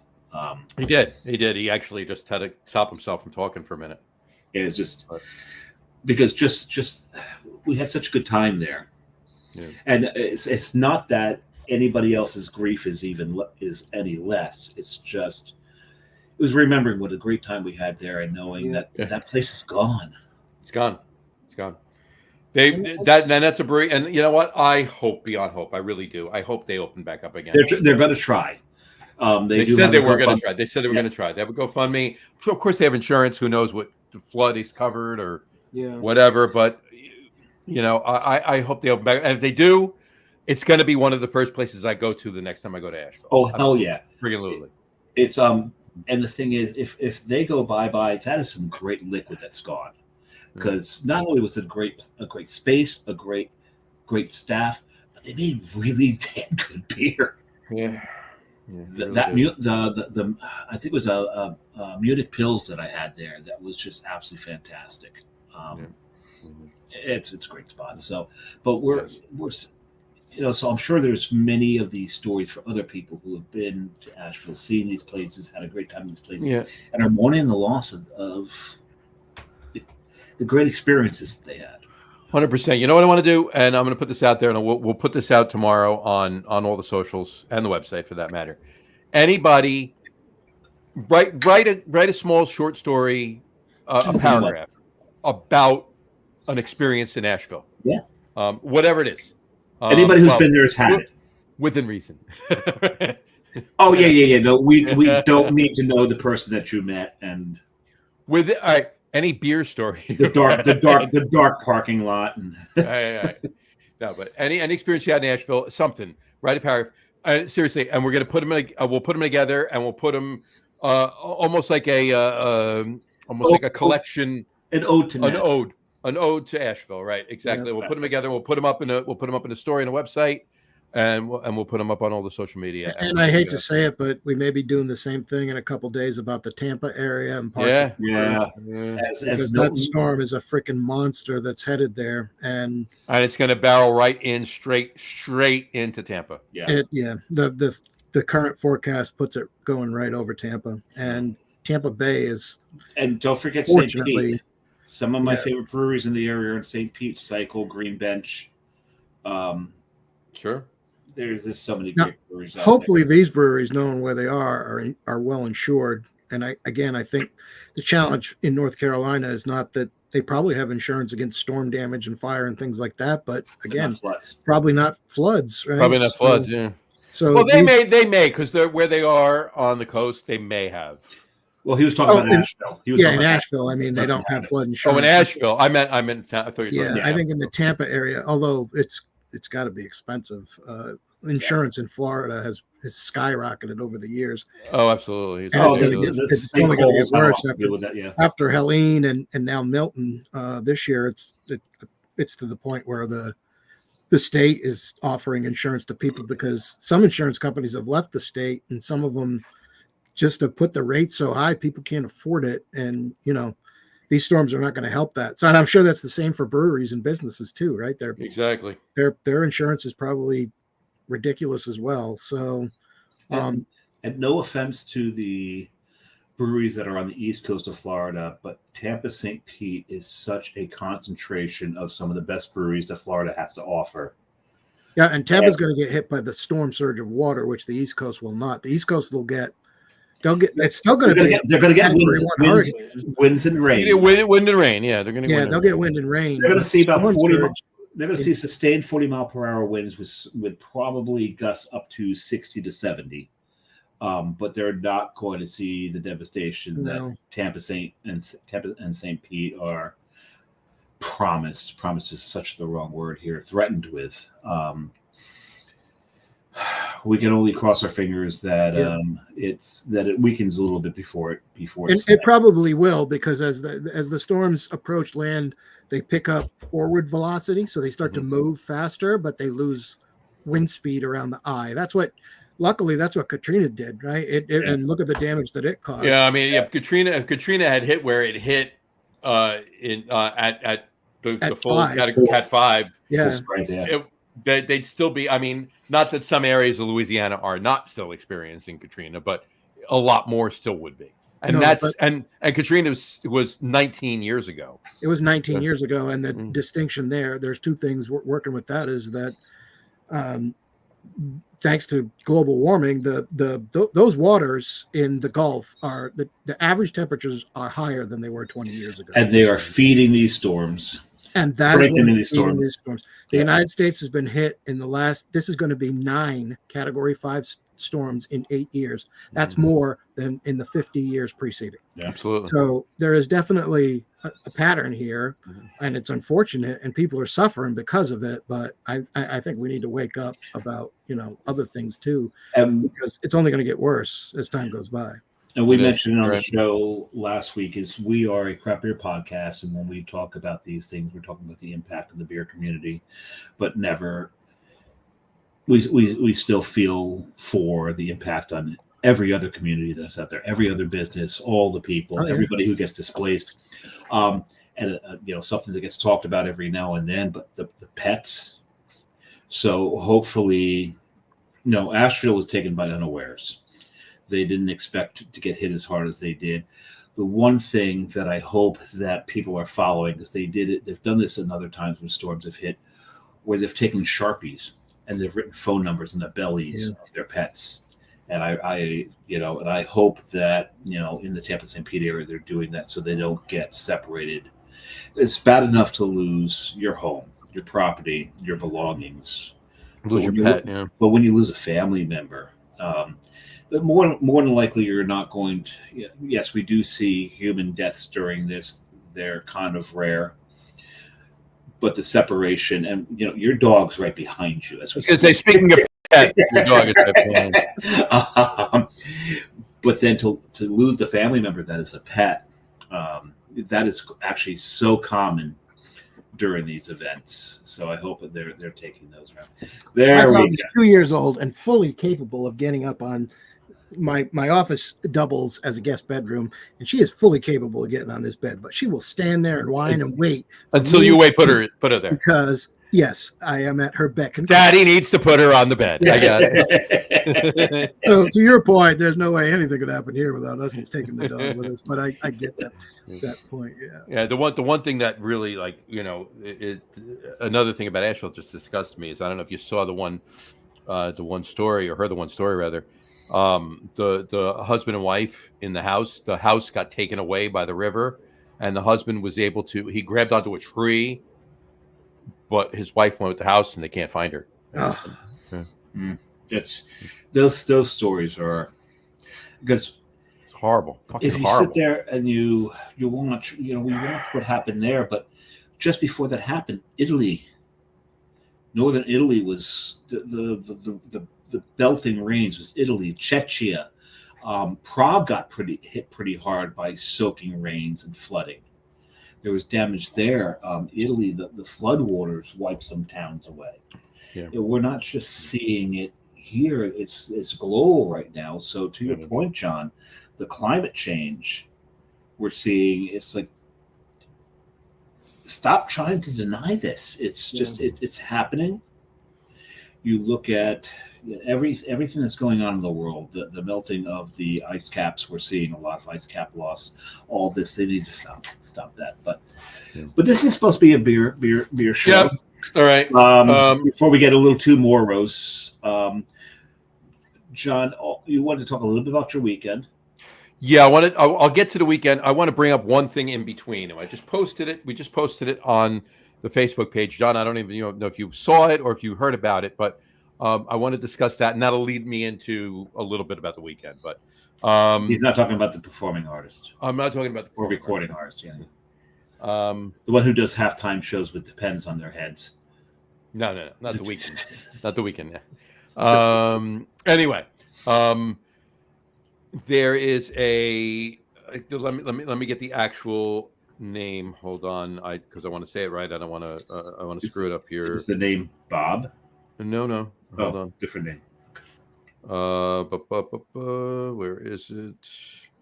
Nope, it's not there. I don't have any Nutter left. Here we go.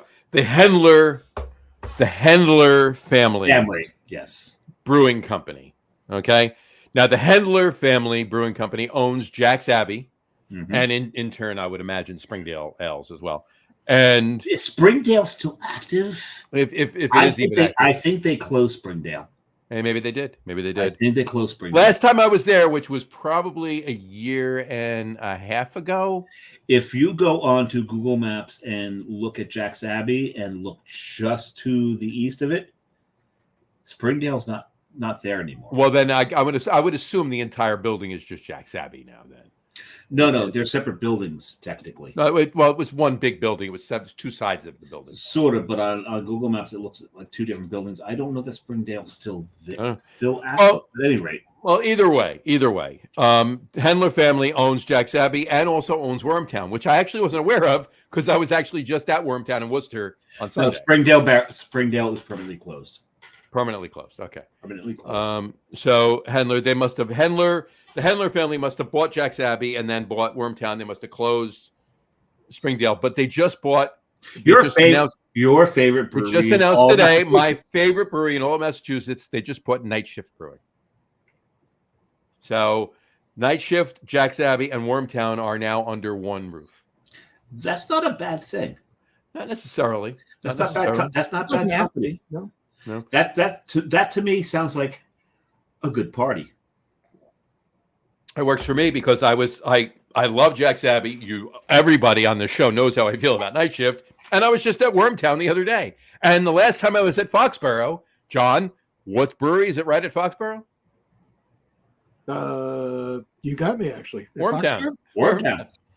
Oh, they're in Foxborough now. Yeah, they're in the mall next to Foxborough. Actually, I've been to that shopping center right next to the stadium, but they weren't there at the time. This was probably they've been there since years ago. COVID, actually, because before they were there just before COVID, I think. Just before COVID. Okay, so I haven't been there since then. But when I lived in Rhode Island, I went up there and I drank at that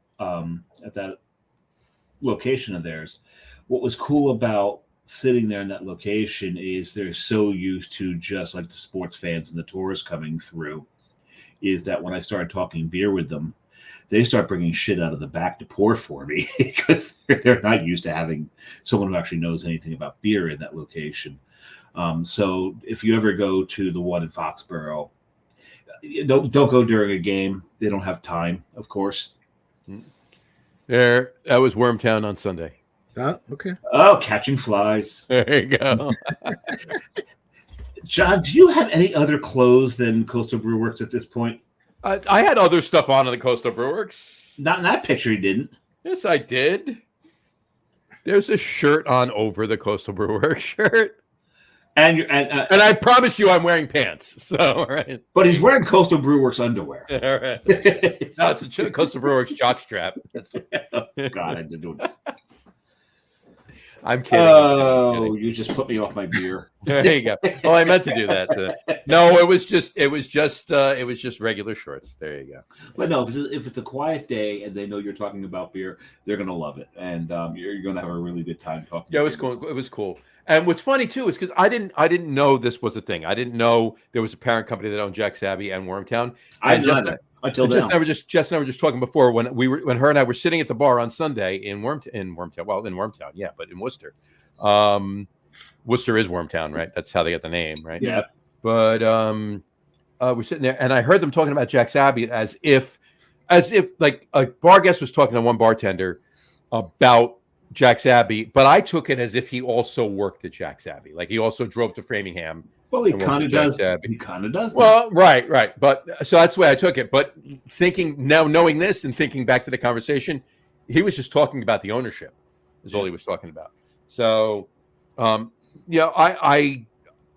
don't think I'm not worried by any means, right? Because this isn't like big beer buying But even that's like, so one of the beers I had earlier was Clown Shoes that Harpoon bought. Harpoon bought, yeah. And maybe Harpoon does a great job with yeah, Clown and Shoes. they're still fantastic. But even there's a success story down here, and I think and I hope they're okay after the storm because they're somewhat east of Asheville. But Appalachian Mountain Brewery was bought by Anheuser-Busch, and they brew one of my very favorite beers. So Western North Carolina is full of classic old school American West Coast IPAs, the malty, citrusy, piney ones that actually have caramel malt to them. You're drinking a beer and you know you're drinking a beer, right? So you're talking like a English style IPA, but no, not English style. No, I'm saying it has that English style IPA characteristic with American hops in it. Well, yeah, the 90s West Coast IPAs were the original West Coast IPA. Yeah, they took the English style and they just super hopped it, malted it, and super hopped it, and they used different hops, right? The English. So how's this what you're talking about differ from that? Yeah, they're the 4 C's. They'll use those hops. But that's what I'm talking about. But anyway, you get them in there, and Appalachian Mountain Brewery makes Longleaf IPA, which I love that beer, and it never suffered in all the time that Anheuser-Busch owned that brewery. And just recently, they bought themselves back, and they are no That's longer, awesome. I love it. And they are now again an independent brewery. But the thing is that I supported them through all of it because I love their beer. You know what? If AB killed their beer and it sucked, then I wouldn't have bought it anymore. You mean but they didn't. So it doesn't always, just because a brewery of any kind buys another brewery, it's not always a sign that, I mean, there's some breweries going to screw things up. Yeah, they're going to. Terrapin's no longer part of Miller, but Terrapin here in Athens, Georgia was another one that never suffered in quality. All the time Miller owned them and Miller Coors.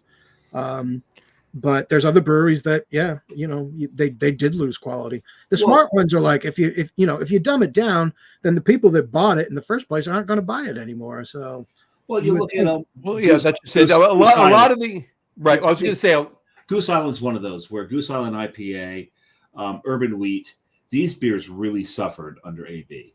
However, BCBS did not suffer. Yeah. Well, that's because AB, when they bought them, they moved production of Goose Island IPA and Urban Wheat and 312 and everything else. They moved production to the 312 is Urban Wheat. 312 originally it wasn't. Originally it wasn't. There were two different beers. 312 always was Urban Wheat. I don't think about that. But either way, they originally moved production to an AB facility. Exactly. That's why it suffered. Bourbon County and those beers and the ladies, Matilda and all the other female names. All the sour. That's the only one that I could. Matilda's the one with the pink label. Yeah. Helen, right? Helen was one, or the high end stuff, basically. Yeah. The higher end, those all of the higher end beers. Seasonal right. Goose Island in Chicago, they retained brewing rights to those beers. Right. The main reason AB buys any brewery they buy isn't to buy the brand; it's to buy the distribution rights to them. Yeah, that's right. Distribution rights. The distribution rights. I said it right. You heard it wrong. The distribution rights. I'm just playing on the Halloween aspect of distribution rights. The distribution. There you go. Anyway, you can boo me for that one. That was scary. Good. It was scary. That was scary. But yeah. So I'm getting booed by the Peanut Gallery. There you go. That's what you did there too. And that's what they did. Whatchamacallit, Doug Smith just said Goose Island is trash. Not all of it, but yeah. And IBA Island. I think he typed InBev and autocorrect changed it to Island. There you go. No, I get what he's saying here. It's AB Island. It's Anheuser-Busch Goose Island combined together. There you go. I get what he's saying here. I'm with you, Doug. I'm with you, Power. Brian Boak just commented into. He says second beer, Lost Colony, Hatteras. You're Irish only Red. on your second. No pumpkin beers for me. I'm about to open my fourth, Brian. Brian, you're an amateur. Brian and I will be drinking all wait a day. second. But he is 75 years old, so we gotta Just stop it. Brian and I will be drinking all afternoon and evening in East Rutherford on Sunday together. So thanks for telling me that you're going this Sunday. So we'll he'll have more than 2 in 3 hours at that point. But he normally does. He normally does there too. And he says he's a friend. So who, me? I'm sorry. Yeah, we were gonna decide which games we were going to this year. Hey, it was a last minute thing, and yeah, that's why. I know this is why, Brian. You don't have to say it. He's enjoyed many for his birthday yesterday and the day before, so he's taking it easy tonight. He normally drinks Gentleman Jack while we're doing our show. Okay, so I know, but the years pile up. There you go. And it gets to the point where you just can't drink like the way you did anymore. We get it, Brian. We're with you. Hey, I'm going to be 61 in March, and these comments are starting to hit home. So just... David, at least you're not 75. Dave and I are. Well, I do have that going for me. Yes. Dave and I are pushing 60, but and we're getting there. It was a last minute thing. Yes, Brian, it was a last minute thing. So that's why we didn't let you know until now. We figured, we actually spoke. We figured we'd let you know now. So you have 5 days to procure a way in, if you will. Already have plans. Saturday I'll be in Brooklyn. So Saturday I'll be in Brooklyn getting my 3rd tattoo. On your ass? No, on your ass. You're getting your 3rd tattoo. On your ass. And it's about time I'm actually going to get the Beer Samurai logo tattooed somewhere. Yeah, you did tell me that. You did tell me you're doing that. And I'm thinking like a full face tattoo. I don't think so. No. It needs to go right here. It needs to go right here on your back. No, because I want it to be seen, and I'm at that age now where I don't take my shirt off. It needs to go right here on your forearm. There you go. Right there. Right there. Right the right one's more muscular.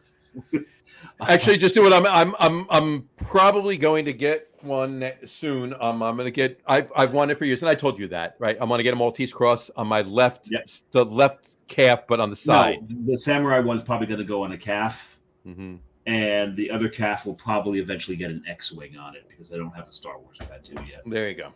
So I think you should put Baby Yoda. Grogu is not going anywhere. No, X-Wing. Put it this way: when Episode 7 came out, and the X-Wings came across that lake, and it was the first time the X-Wings had been on the big screen for, God, how long? 25, 30 years. And I'm sitting in the theater, and I see an X-Wing for the first time on the big screen. I'm not crying. You're crying. Stop. It really was emotional for me. 33 years. I've always loved the X-Wing. I've got this thing that has a suction cup to it and a little string and an X-Wing that was always in all of my cars. This X-Wing hanging. I'm a little more dark side, so it's more TIE fighters and Star Destroyers for me. But... There you go. Still respect. And I got to say this, and Doug's here's some dark side right here. I actually he says dark Star said to Watto, absolutely. That would be him. That would definitely be him. Okay, I can see that. That'll work. Wow. What do you think? You're some kind of Jedi? Oh, you're a Jedi. This is funny because Watto was just so blatantly like a Brooklyn Italian. Yeah, Brooklyn Italian merchant. It was just like, what is this? Just the whole accent. Mm-hmm. It was pretty funny. And Brian, I said it. Brian corrected me that he's 6. Okay, Brian so also 11 said years he was off. 64 yesterday, not 75. Come on, get it straight. Well, here's the thing. You knew damn well that next year he's having a big party for his 65th. You knew that. Well, I also know damn well that us and all of our friends hate math. Well, on the show, we don't do math. So whatever number comes out of your mouth, there's no rhyme or reason to it. It just happens. It's just. Did you say we don't do math or we don't do meth? Because I'm confused. Okay. There's been some shows where I've been not so sure about the latter, but okay, I'll take your word for it. No, because So, Brew Guru, I think you're aware that I think we told you this before that on every week we do this John Flaydon Giants rant over under as he goes off on Facebook about the Giants sucking ass every. By the way, I'm taking a bite of my chocolate pumpkin biscotti. That's no my one third cares. Yeah. So we do this every week. I run this, and last week I did one of the bets that they had to do actually involved math, and it's amazing the pushback I got on this because none of these guys like to do any math. I don't know if it has something to do with drinking and math, or it's just football and math don't go together. But there's so many damn stats. I don't understand why they couldn't math. Mm-hmm. But I get it. If you just want to have fun, why throw math into it and ruin everything? I don't know. Well, if anybody, Nick, last week that didn't take the unders on everything. Well, people did take all unders for the wrong reasons. They all thought you might be watching the Mets game rather than the Giants game. And it wasn't until after the game had started, everything locked in, that I let everybody know that John's on the road. He's not watching the game. You're all yeah, but what are you gonna do? You know, you gotta keep it true. Football and I'll be honest with you, would not surprise me as incompatible because if you listen to the sportscasters, those guys can't speak freaking English, so they failed language class. Well, this I'm wondering, like, what the hell are we talking about? I gotta be honest with you, John. I gotta be honest with you. We say this on the sports podcast all the time. The three of us could do a better job than 85% of the friggin' analysts and commentators out there on any of the games. Every week. It's insane. Yeah. And I'm not even saying that just to be facetious. It's true. I really do believe that the three of us could do a better job than 85% of the analysts and commentators out there on any football game. Because they say things that are wrong. They say things that are like, they pull out the stupidest stats that nobody gives a crap about. But they also say things that are like so obvious that, okay, you know, why do you even bother? You're insulting my intelligence. But I'm on the fence with Brady. I've listened to him a few times and, you know, he still needs to get his feet under him. I think he's still a little bit nervous. He's a fish out of water at this point. He's swimming. He's getting there. Mm-hmm. Whether he gets there or not, who knows? But he's still on his way. And the thing is, and they're at their best when I'm trolling them, because when I do listen, I like to troll them. But John, how's that Cantucci you're having there? Because he called it biscotti. And here's the thing, we're Americans, so we fuck everything up because we don't know anything international. Biscotte in Italian just means cookie. What John's eating is actually a cantucci. Mm-hmm. And if you get the little tiny one, it's a cantuccini. Mm-hmm. This is Dave's way of letting everybody, including you and I, know that he was in Italy 2 years ago. And he learned these things.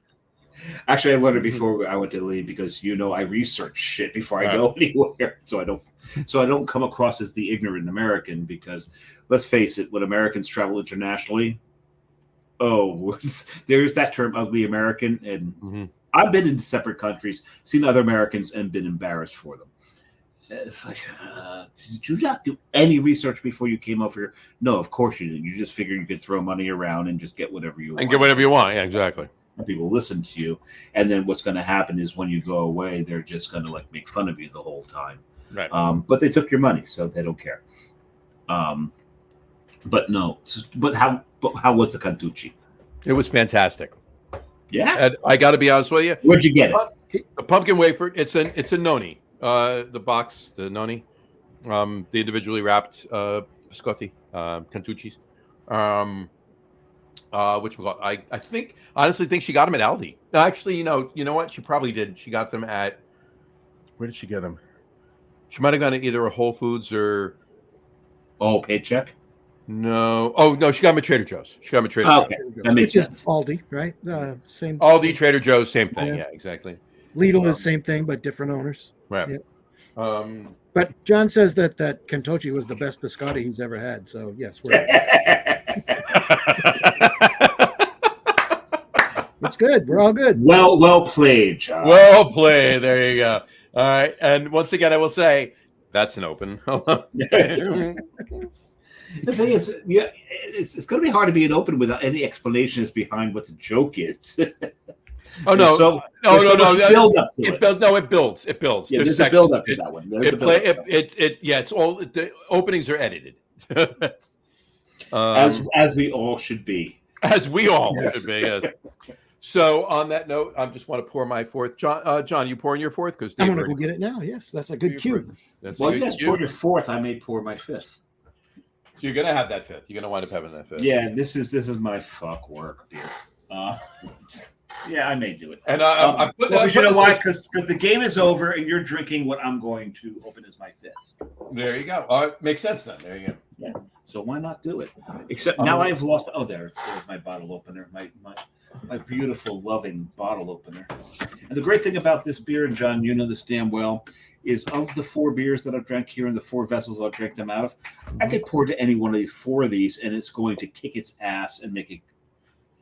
It's not going to interfere with what was already in that glass. Of course not. So I'm going to pour it into my burial glass because.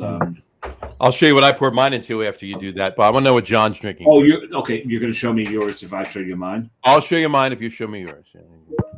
So I'm pouring it into my burial. I already told you it's going into the burial because I love the skull.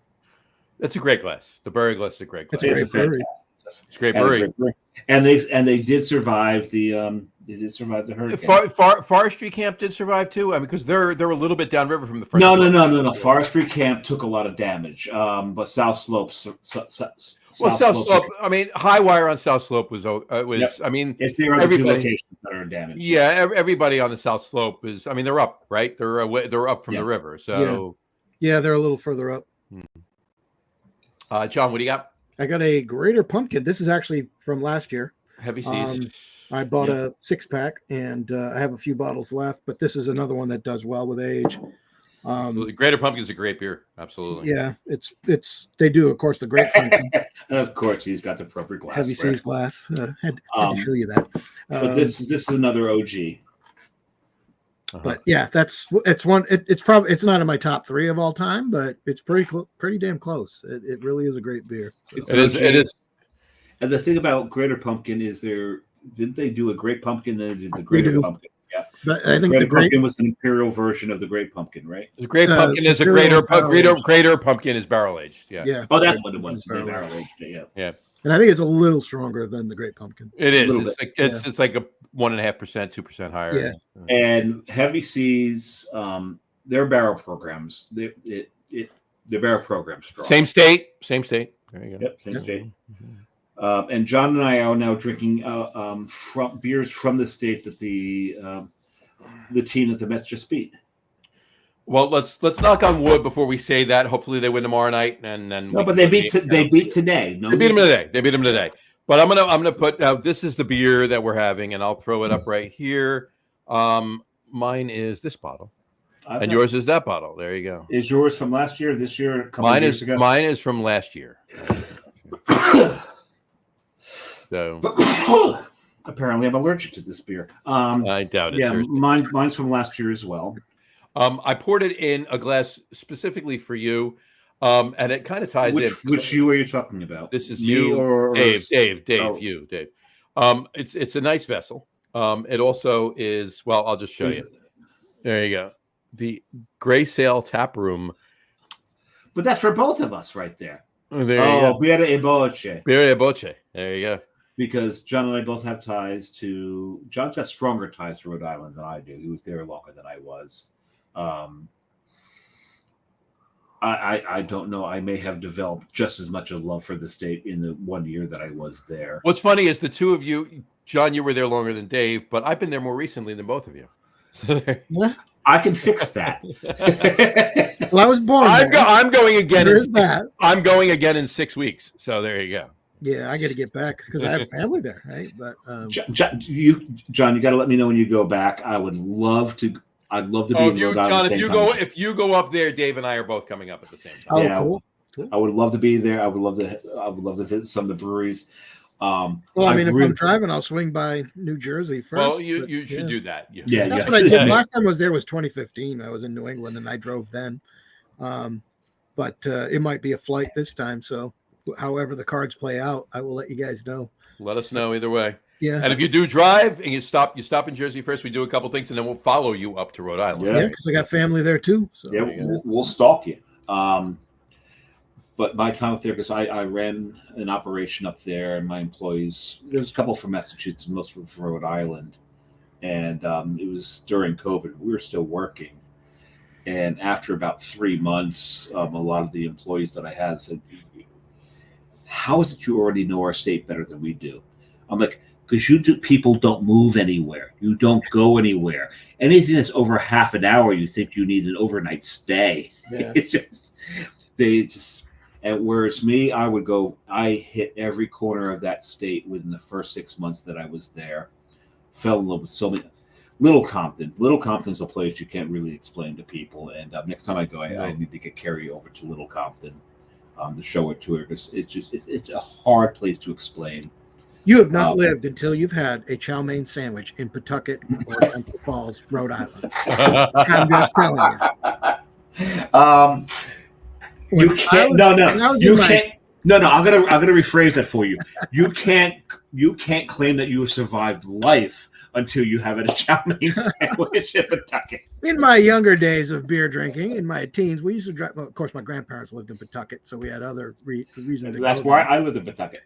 But we would drive up there and get a bag of 20 chow mein sandwiches for 10 cents each. A bag of 20. Jesus. A bag of 20, a case of beer. It's a good day, right? We wouldn't eat and drink it all ourselves. Well, I might drink all the beer myself, but in those days, we would split the sandwiches up a bunch. And then in the 90s, it was a travesty because they went up to a quarter. So it was like, oh my God. It was horrible. You talk about inflation. Now, that was terrible. But the other thing is that a lot of people don't realize is that David Byrne went to college. From Talking Heads, he went to college in Rhode Island. He went to RISD. Yeah. And the same as it ever was. When he's doing the they don't realize he's doing hot dogs. Mustard, onions. No, not mustard. No. He's lining up the hot dogs. He's lining up the hot dogs. It's not mustard and onions. It's a meat sauce.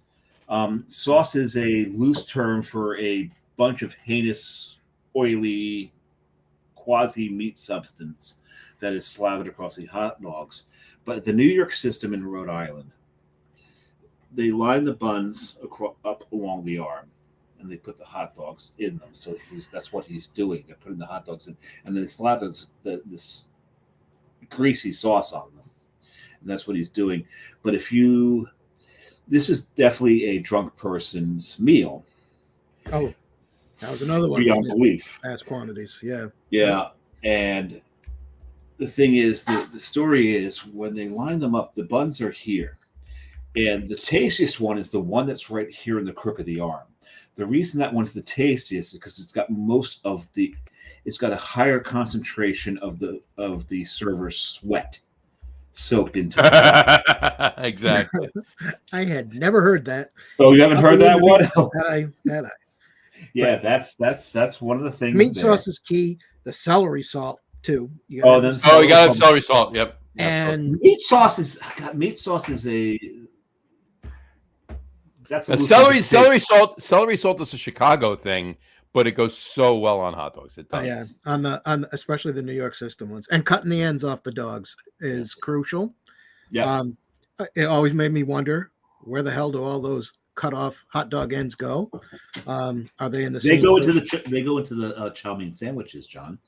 Well, if they do, I never tasted any of them. I always thought they went to the same place my socks did in the dryer, but it is very possible. But, very, very possible. It's very possible. Yeah. But I really have a really strong desire to get back to Smug Brewing to see if the thing about Smug Brewing, it will always have a very special place in my heart, is the first place in Rhode Island I ever walked into that they looked at me, "Hey, Dave." And that is when you are a transplant. You're local at that point. You're not. It's hard. You're local. It's hard to explain that feeling that you get when you've now been recognized, and now this is your place. That was special. That's why Smug will always. I don't care what they do. They could spend a day just murdering everybody that's in the tap room. They'll always be special to me for that. No, 100%. Yeah, that'll probably not be. On that note, you're talking about New England and all of that, though. I want to bring this up. So and what I was saying before about obviously night shift leading me into where I was talking about we were at Wormtown, we were up in Worcester, and I got to say, and Dave, I told you this before, but I was 45 minutes west of Boston, and didn't go to Boston. That's how good it is. That's no. That's not how good it is. That's how much it hurt me not to get in the car and drive 45 minutes east to Boston. All right, I did. It was family. Had to do. It was a family thing. But here's the thing. To that point, I can go Rhode Island, spend the day in Providence, Pawtucket, get out to Little Compton, get out to Foster Gloucester, go to Graysdale Brewing. All these places. Well, that's on the opposite side of the state. But not miss Boston. You're an hour away. Yeah.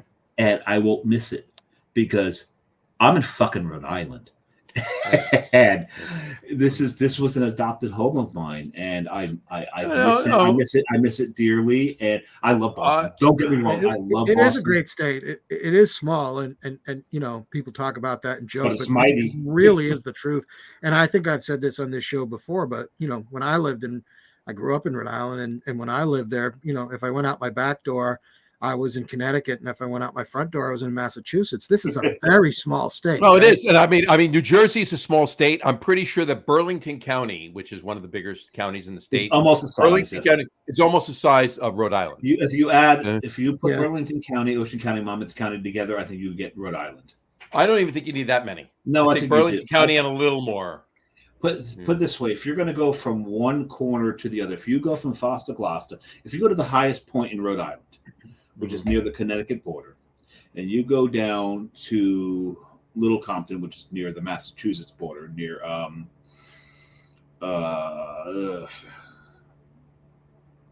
forget the name of the body of water. At any rate, the town. That starts with it's not. It's not so much a town, but it's but down there, you go from one corner to the other. You can do it in an hour 45. You could just less than that. Less than that. Yeah. Way less. It's less than that. But if you're obeying the speed limits and not driving the way most of us drive, you could walk it in an hour and 45. You can walk it in an hour 45. You can drive from Providence to the furthest south point in Newport. Remember, Providence is the center of the state. A little north of the center of the state. Yeah, I'm saying in like 25 minutes, you can drive from Providence to Newport. Literally, I always thought, like you said, when you live in Rhode Island. I mean, I lived in West Warwick and Pawtucket. I mean, Providence was like, oh, you got to pack a lunch to go to Providence. That's like, But now it's all about perspective, right? I mean, sure. Georgia, where I've lived for the past 20 some years, is literally the same size of all of New England. So, yeah, right. I used to think it was a long drive going to Portland. I used to love going to Portland all the time, but that's not even that much of a drive. That was like 2.5 hour, 3 hour drive to get to Portland. It's just 6 hours from Jersey. So yeah, to Portland. But that's what I enjoyed about living in Pawtucket. It was like so central. You're right on the Massachusetts line in Pawtucket, right? So yeah. No. You're just a little north. Yeah, Attleboro is right north of there. So. I got home to Belmar, which is halfway down the state on the shore, from Treehouse in 3 hours, and I wasn't speeding much. When I'm talking about that time from one corner to the other, you've got to remember you're looking at some back roads. You're not looking at if you're driving on a 25-mile-an-hour road, yeah, of course it's going to take you. Especially if you get to Little Compton. And if you get into, I forget what town Graysdale is, and if you're going the other opposite corner, Westerly. Yeah, so if you're going westerly up into Cumberland, up into that region, you're also not only looking at side roads, but you're looking at choked side roads. Westerly gets choked Sure. with the tourists and people at the park. So if you're going from Taylor Swift's house all the way up into the namesake of Cumberland Farms, because Cumberland Farms is another that's a Rhode Island company right there. And I still get my my emails from SmartPay. John knows SmartPay. I saw the little smile there. He knows what SmartPay is. I know SmartPay. Yeah, there you go. We don't have any Cumbies down here. They got them in Florida, but Savannah's there's your true Rhode Islander right there. Yeah, Cumbies. Yeah, never ever Cumberland Farms. What's the one chip that you got all the time at Cumbies? So the thing about Cumbies, if you ever get to a Cumberland Farms, go through the snack aisle and find those honey cheese doodles. Oh, the honey cheese doodles. The honey cheese doodles will turn you into an addict. I brought a bag back once for Carrie, and every time we see a Cumberland Farm she wants us to pull in, we will come back with dozens of bags of these things. And I'm MSG sensitive, and these things are choked with MSG. I will go through 3 bags and suffer with the migraine. I don't care. They're that damn good. Oh, they're that damn good. So, John, if you've never had the honey cheese doodles from there, well, you know what? Here's what we'll do. Memories of Cumbies are going at lunchtime when I was in my younger days, when I was broke and didn't have a lot for lunch, and getting those Superior Bakery pizza strips. Oh, yeah. Rhode Island pizza strips with just tomato sauce and oil, right? The broccoli pies, the spinach pies. I mean, $1.09 you could get them, and $1.09. You're done. $1.09. $1.09. Here's what you're gonna do. You go to Rhode Island. Next time you go to Rhode Island, you're driving. You stop in Jersey. We'll do some stuff in Jersey. Take you around. We'll get some beer. We'll do some things, and then we'll follow you to Rhode Island. We'll get in trouble. We'll evade the cops. Don't worry about it. We'll get up. We'll get up to Rhode Island. We'll do our stuff up in Rhode Johnny Island. Johnny still got his firefighter badge. We'll be okay. Exactly. We'll go to a Cumbies. We'll get some of the pizza strips, and we'll get the honey cheese doodles too. Well, I may get a taste of Jersey before that, because Savannah's getting a Wawa. Several Wawas. So. You're getting a Wawa. Yeah, we're getting some Wawas. Not for nothing, John. Wawa is not necessarily a taste of Jersey. Wawa is a taste of Philadelphia. Well, that area, I mean, it's South Jersey. It's a taste of South. Yeah, it's a Southwest Jersey. Because North Jersey is now starting to get invaded by Wawas.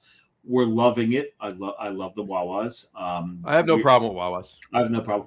So Wawa, because Quick Check needs some competition here, and the two of them have conspired. Well, yeah. They've conspired to kick 7-Eleven in the nuts. Oh, that's what it is. But you're done. But as much as Quick Check and Wawa have conspired to kick 7-Eleven in the nuts, I'm in Belmar within, and I'm not even exaggerating when I say this. Within 3 square miles, there are 9. Not even within 2 square miles, there are 9 or 10 7-Elevens. In Belmar alone, there's 3. You know how big Belmar is? It's about 3 square miles. Belmar is the Rhode Island of New Jersey towns. No. That would be Guttenberg is the smallest, but Guttenberg is the smallest. That's a half-mile square. And we hardly have any 7-Elevens down here anymore. Guttenberg is 2 towns away from me. We're starting to get Buc-ee's. It's a Buc-ee's. Which Buc-ee's is actually pretty good. Oh, those little butter cookies. Have you had those little butter cookies? Not but the brisket sandwiches. Oh my god! And the sausages. In April, Buc-ee's. Carrie and I are going to Austin and San Antonio, and part of the plan is to hit the Buc-ee's between the two of them. Because one, she really likes the lip balm they have there, but those butter cookies. So yeah, we need to experience a Buc-ee's. Oh. You have to try the in-house made potato chips. They are so really good. When they put them out, they just fly. People just rush up to the stand and grab those things, and they're gone. And apparently, one of the Buc-ee's has a river of mac and cheese in it. That has to be an IA generated thing. That can't be real. Yeah, I don't know about that. But if it is, I'm diving in, and you're never getting me out of there. That's just wrong and right in so many ways. But yeah, we'll be hitting that. And also, John, I may have to see if we can hook up. So my son and I in January, he's now in Columbia, South Carolina. My other son was in Columbia, South Carolina, but he is now stationed in Okinawa, Japan with the Air Force. So my other son is now looking after his cats at his apartment in Columbia, South Carolina. Him and I are big geocachers. We want to geocache from South Carolina to New Orleans. Well, we'd be going through northern Georgia if we did that. So I will give you the dates, let you know where we're going to be. South Carolina to New Orleans, from Columbia? Yep. Yeah, you go through, you will go very close to, if you don't go through North Georgia, you're going to go through Atlanta. Well, we're definitely going through Atlanta. Yep. We're, because the oldest geocaches in South Carolina and Georgia are. Yeah, and I'm like an hour from Atlanta, 45 minutes. Yeah, so we'll let you know, and maybe, and the one thing that we want to do is there's a big market in Atlanta that we want to go to. I forget what it's called. Big market area in Atlanta. That's damn it, I had a pin. Near the Crocs Market near. That's Crocs. Yep, Crocs.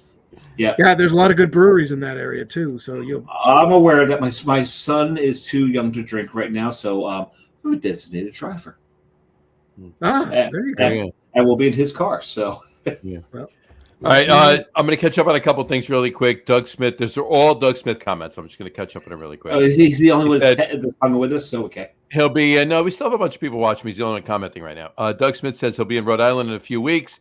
He said New York system wieners all the way. The wieners come in a rope. That is why they are cut, Brew Guru.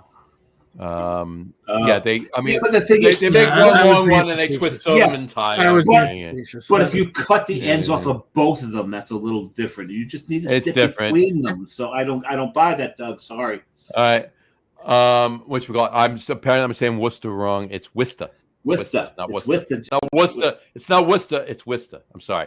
I mispronounced Worcester. My one vowel. So there you go. It's Worcester. You put an R in there.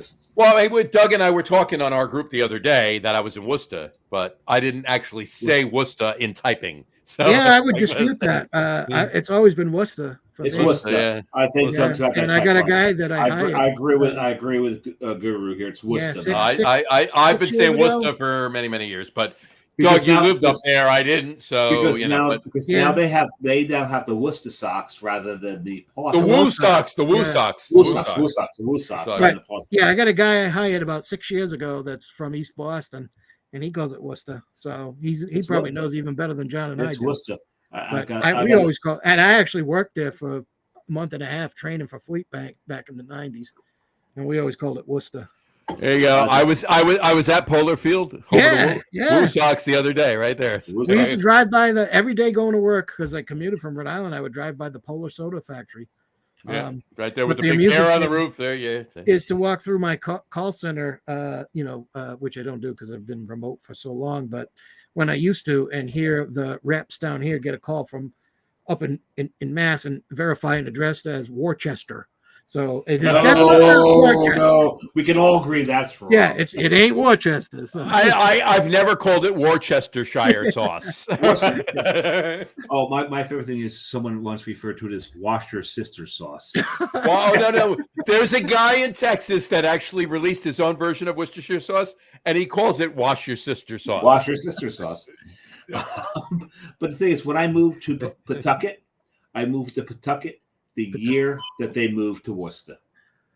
Which is not Pawtucket, as some people call it. That's not Pawtucket. It's Pawtucket. There's no W. There's no W in there. It's Pawtucket. Yeah. Or, if you're more familiar with it, it's just the bucket.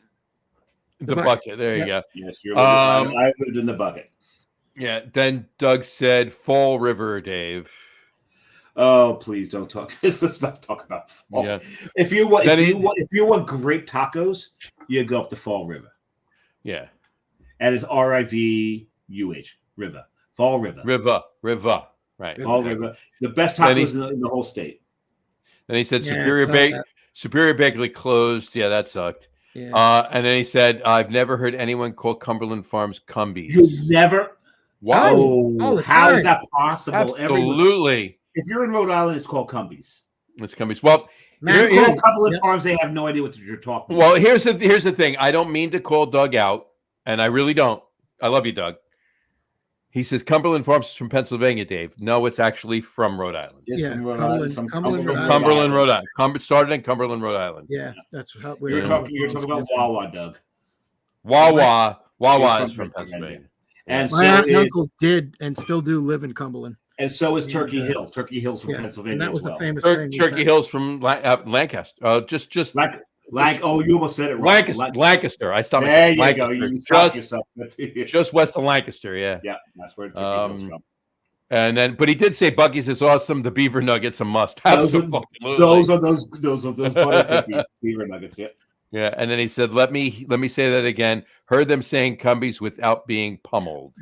There you go. All right, fair enough. All right. So, just to wrap up my weekend, after we went to, I do have to say this. Okay, we did go to Wormtown. I told you that, right? We went to Wormtown Brewing. We've covered Wormtown, yes. I did go to Greater. We did go to Greater Good Brewing. How did you walk out of there? Greater Good is one of those breweries that prides themselves, like Tin Barn, in having an ABV higher than most people. Or 8% is the minimum. I'm gonna tell you a little funny thing. Hold on. Yeah, there it is. I just want to get that right. Not talking about your. Never mind. No. Not that. They started a sister brewery. All right. Let me get back to it. They started a sister brewery at Greater Good called Sole Purpose Brewing. All right. And the sole purpose of this brewery is to brew purpose of that brewing is to brew stuff under 8%. Yep, that makes sense. But it's not SOLE, it's SOUL, sole purpose. There you go. So play on words, right? Got it. Right, but which we call and we're actually hopefully within the next couple months they're actually going to be on the show too. Coolness. Yeah, I Greater like Good. that. So yeah, but good, great guys, great people, great staff, great women, great people. Bartender, beer tender was fantastic, and they all were. JT's hopefully coming on the show. And I got to tell you this, and I'm going to show you this too. So we walk in, and we had just eaten a huge brunch. All right, we had eaten a huge brunch, and I walk in, and we sit down and we order our beer, right? And when we order our beer, she says, "We have food too." I'm like, "I know." She says, "Here's the menu," and there was only a few things on it, but there was one thing on it that even though I was literally not hungry at all, I had to get. Was it a BLT? No. It's a bratwurst. It's a bratwurst. There you go. See, that would be my second guess. There you go. So I got the brat, but fantastic. I had an Imperial Pilsner. It was fantastic. A few things, and that was after Wormtown. We were at Wormtown first, and at Wormtown, I guess they were going around for the day for some reason, but there was a bagpipe and drum band, pipe and drum contingency band, right? Going around, and they were actually Wormtown. We were there right in the tasting room. It was pretty cool. So, but I went on. That was on Sunday. On Saturday, really quick though, I did go to Double Down Brewing. Never heard of them before. Yeah, hi. At all. They're in Worcester, and I had a few beers there, and they were pretty damn good. Small brew house, 7 barrel brew house, right in south in Worcester, right just down the road from Clark University. And they were pretty damn good. Just going back to what I had, so let me scroll back to what I had. I do want to mention this because they were good. I had an Italian Pilsner, Talia, fantastic. Really good Italian Pils. It was really good. And then I had Talia. Talia, like Talia Shire. Clint Eastwood's wife, yeah. Or Sylvester Stallone. Oh no, Sylvester Stallone. What am I thinking of? Did they serve it with a biscotti?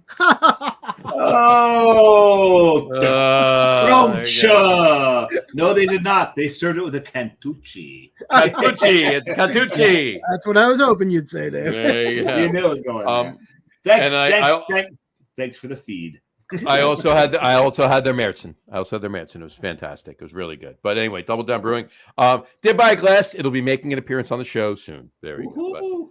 There you go. But in any event, the weekend I did buy a new shirt that was going to be debuted until I realized it was International Octopus pumpkin or Octopus Face Your Fears. Octopus Day, right? Octopus. Well, no, Cthulhu could also be International Face Your Fears Day as well.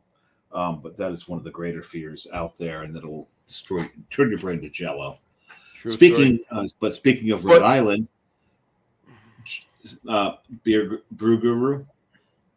Well, there's always room for jello. This is always room for jello, but one of the native Rhode Island sons who wrote about Cthulhu. About Cthulhu. Oh, Cthulhu. Yeah, of course. H.P. Lovecraft. Yeah. H.P. Lovecraft. And during, I spent a lot of time in, I forget the name of the cemetery now where he's buried. It wasn't too far from where I lived. And spent a lot of time there directing people towards his grave because it's not easy to find. No, or his old homestead, which his old home is gone, but you can actually, there's a, last time I was there, and that was just recent. That was only like in the past 5 years. It was torn down. And a lot of people don't know too that he had a favorite streaming service. H.P. Lovecraft. You guys know that, right? He had a favorite streaming service. Yes, he spent a lot of time watching Cthulhu. Oh God, there you go. There you go. Oh, very nice, very nice, very nice. Stay with me, Dave. I'm pretty sure I used that. What you did before, there, but I get you guys every time with it, so that's even more fun that way. Right? Thank you, HB, wherever you are. But to wrap up the weekend, though, on the way back, of course, we stopped at Treehouse, and Dave made mention of it before. Yeah. That's why I poured out of that glass earlier. And I just want to say one thing about Treehouse. Yes, I did pick up beer for Dave. But as he always does, and both of us actually really restrained ourselves on this. Oh my God, we were both under $100, exactly. Which is really rare. I think I attribute to the fact that almost everything that had available in bottles, both of us had already pretty much had. So I think that's why it became under $100. So. But I do have to say this. We got there. We were planning on getting there around 7, so I was going to be later. But I did find this out. We got there at 5:30. So we got there earlier than we thought. You got there.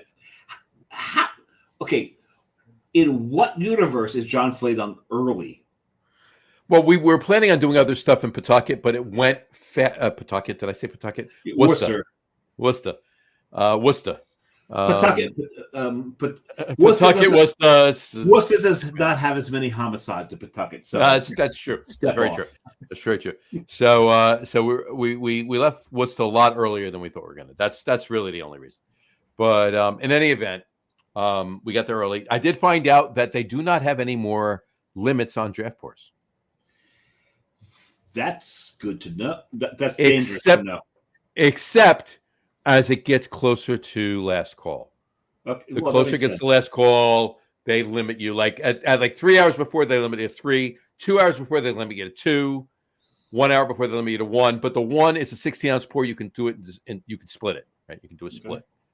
Right. So in any event, before 3 hours before, have at it. Right. I'm gonna quiz Staradumsky for a second here. John, who am I quoting here when I say no school Fosta Glosta? Salty Brine. There you go. There it is. He's got a beach named after him. He does. That beach at one point exploded. Yeah. Remember that? Injured a woman pretty badly because the piping underneath let off so many gases that the beach friggin' exploded. And if you want to see that beach, just take the ferry from Rhode Island over to Block Island. We used to love that because we would listen to Salty say, no school, Foster Gloucester. And we say, fuck it, we ain't going to West Warwick either. And Foster Gloucester is probably one of my favorite sections of the state because it's the only part of the state that has pine trees.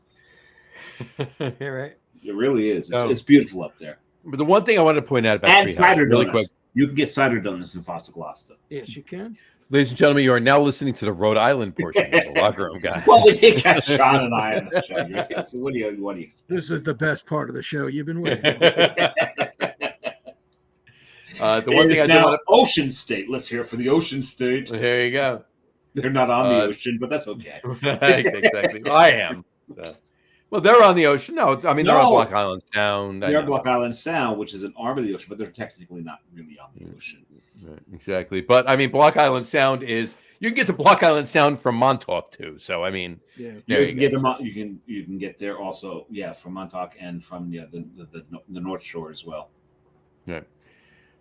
So anyway, so the one thing I was going to say about Treehouse though, and I want to point this out now in this day and age when there are issues with the craft beer community and beer sales kind of going down a little bit between seltzers and your high noons and your canned cocktails and your no alcohol and your NA drinks and your Gen Zs drinking a lot less alcohol but smoking a lot more weed and the THC drinks and so forth and so on.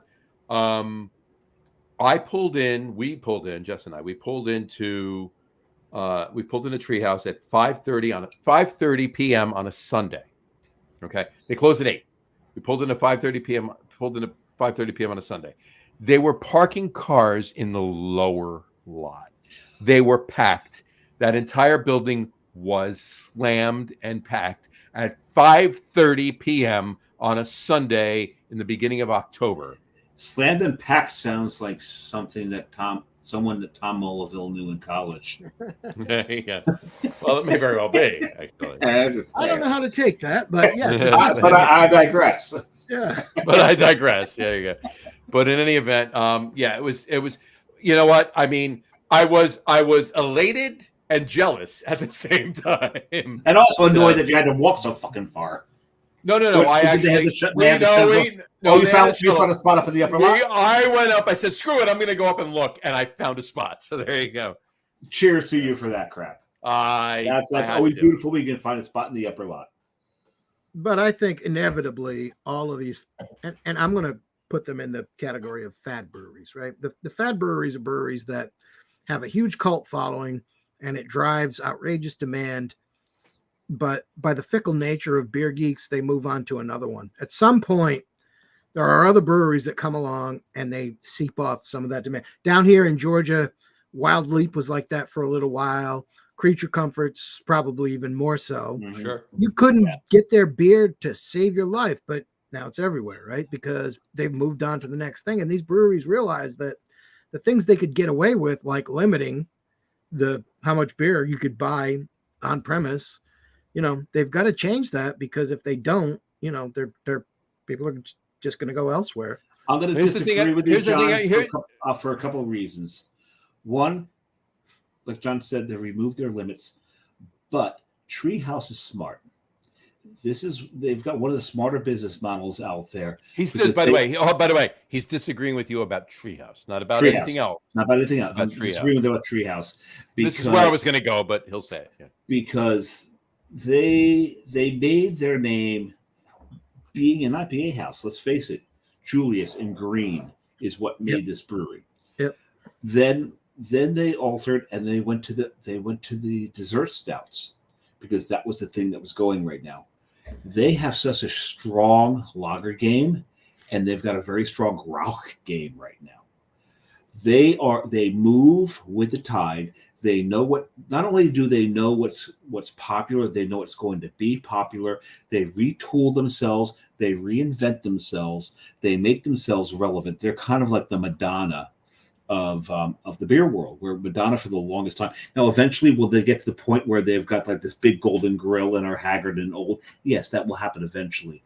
But they know how to keep themselves very relevant in the craft beer world.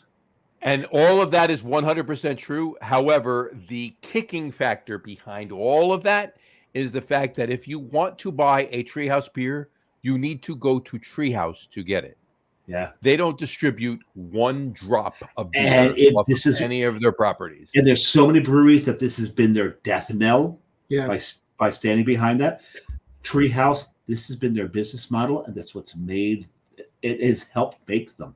It has helped shore them up. It has driven business to their locations to the point where they've been able to open. What are they? 5 locations now, John? 5. About to open a 6th. Then they're about to open a 6th. And outside of New England too, in New York. Yes, they had to close one of them at one point, right? Right. But other than that, they're very, very business savvy. And when you get people that can brew great beer and have business savvy, that's the key. Because let's face it, there's so many breweries out there that are just not business savvy. They know their beer. They don't know business. When you combine the two, that's where you get your success. That's true.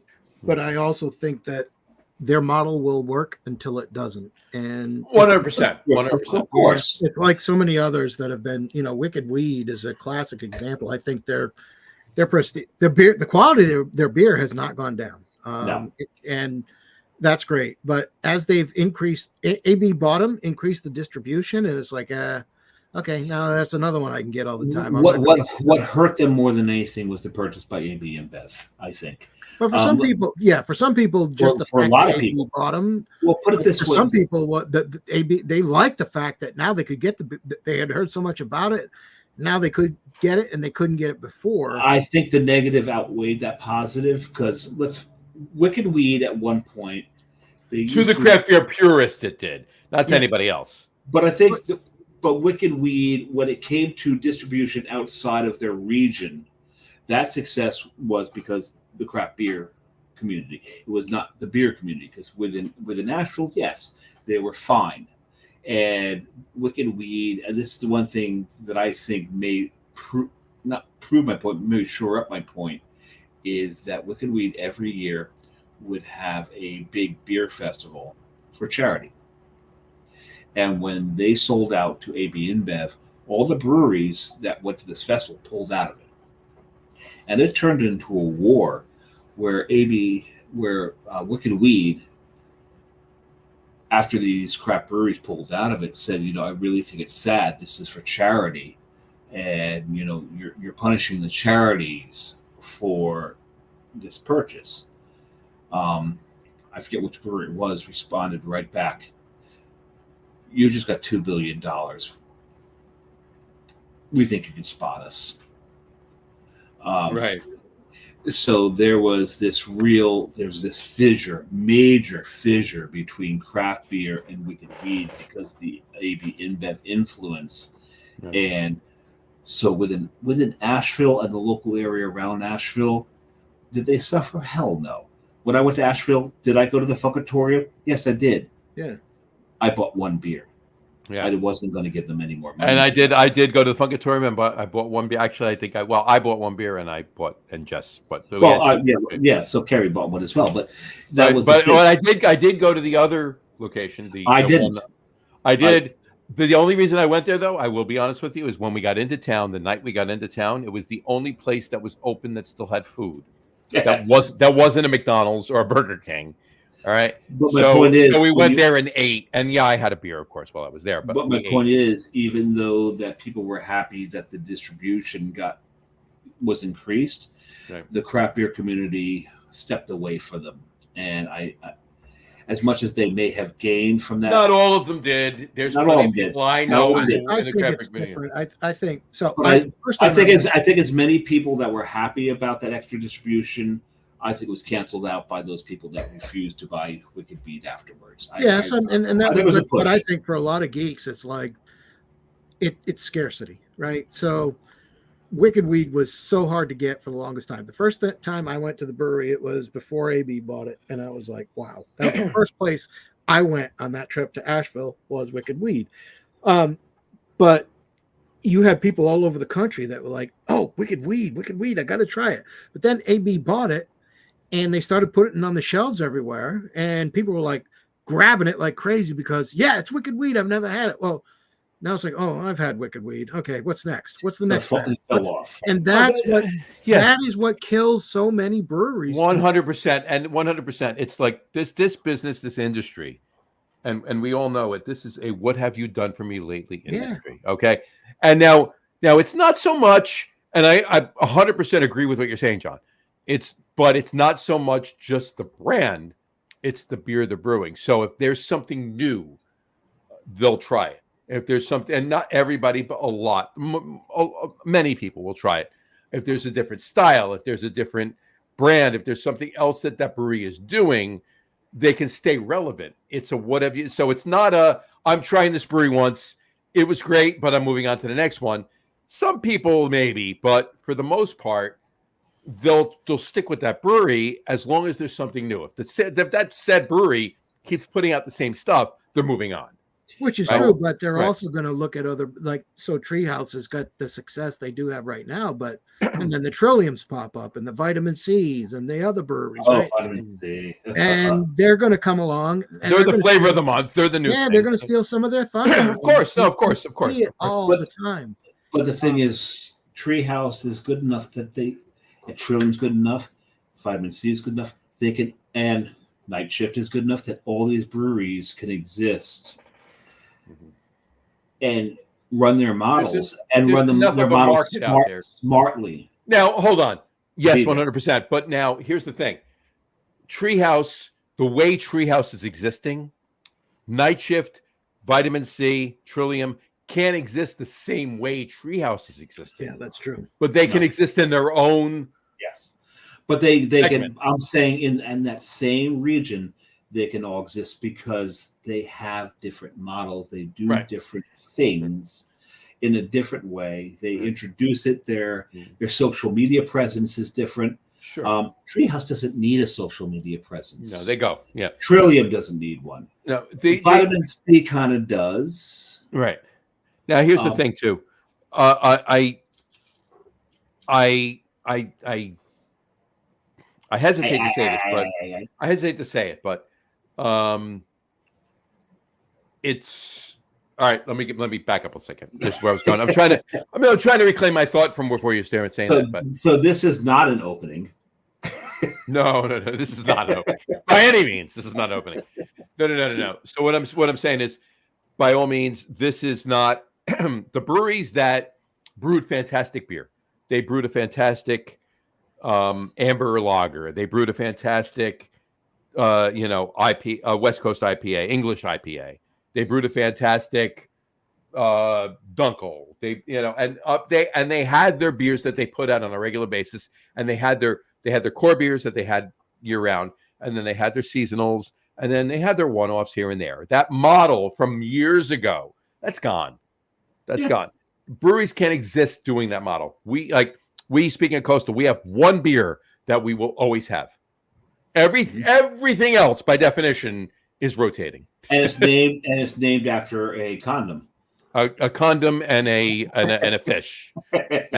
Well, not necessarily a yeah, it's kind of a fish. It's a fish. It's a fish that swims in the water, but horizontal. Or no, vertical. Horizontal. And the male actually kind of almost gives birth to the young. The male gives birth, right? Yeah. Exactly.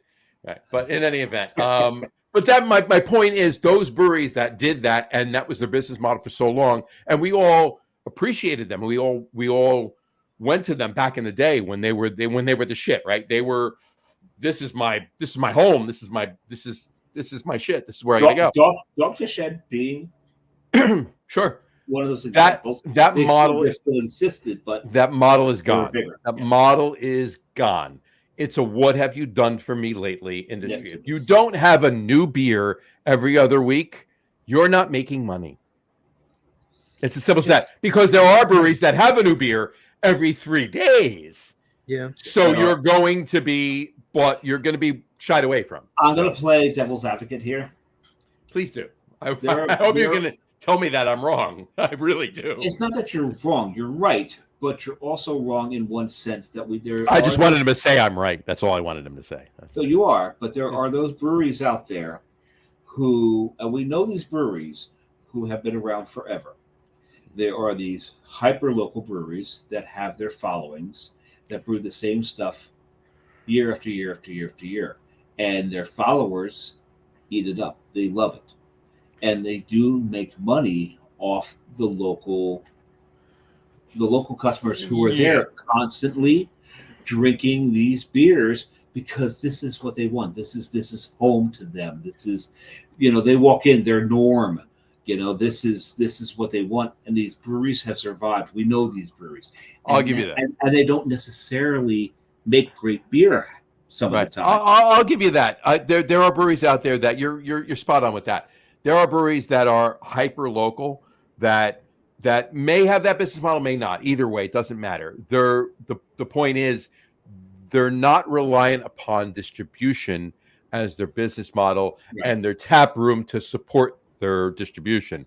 They're relying upon their tap room, and there's which by definition means they have a smaller system, right? And they're brewing less beer of each brand, right? And that's just as intelligent as the big guys, which is fine.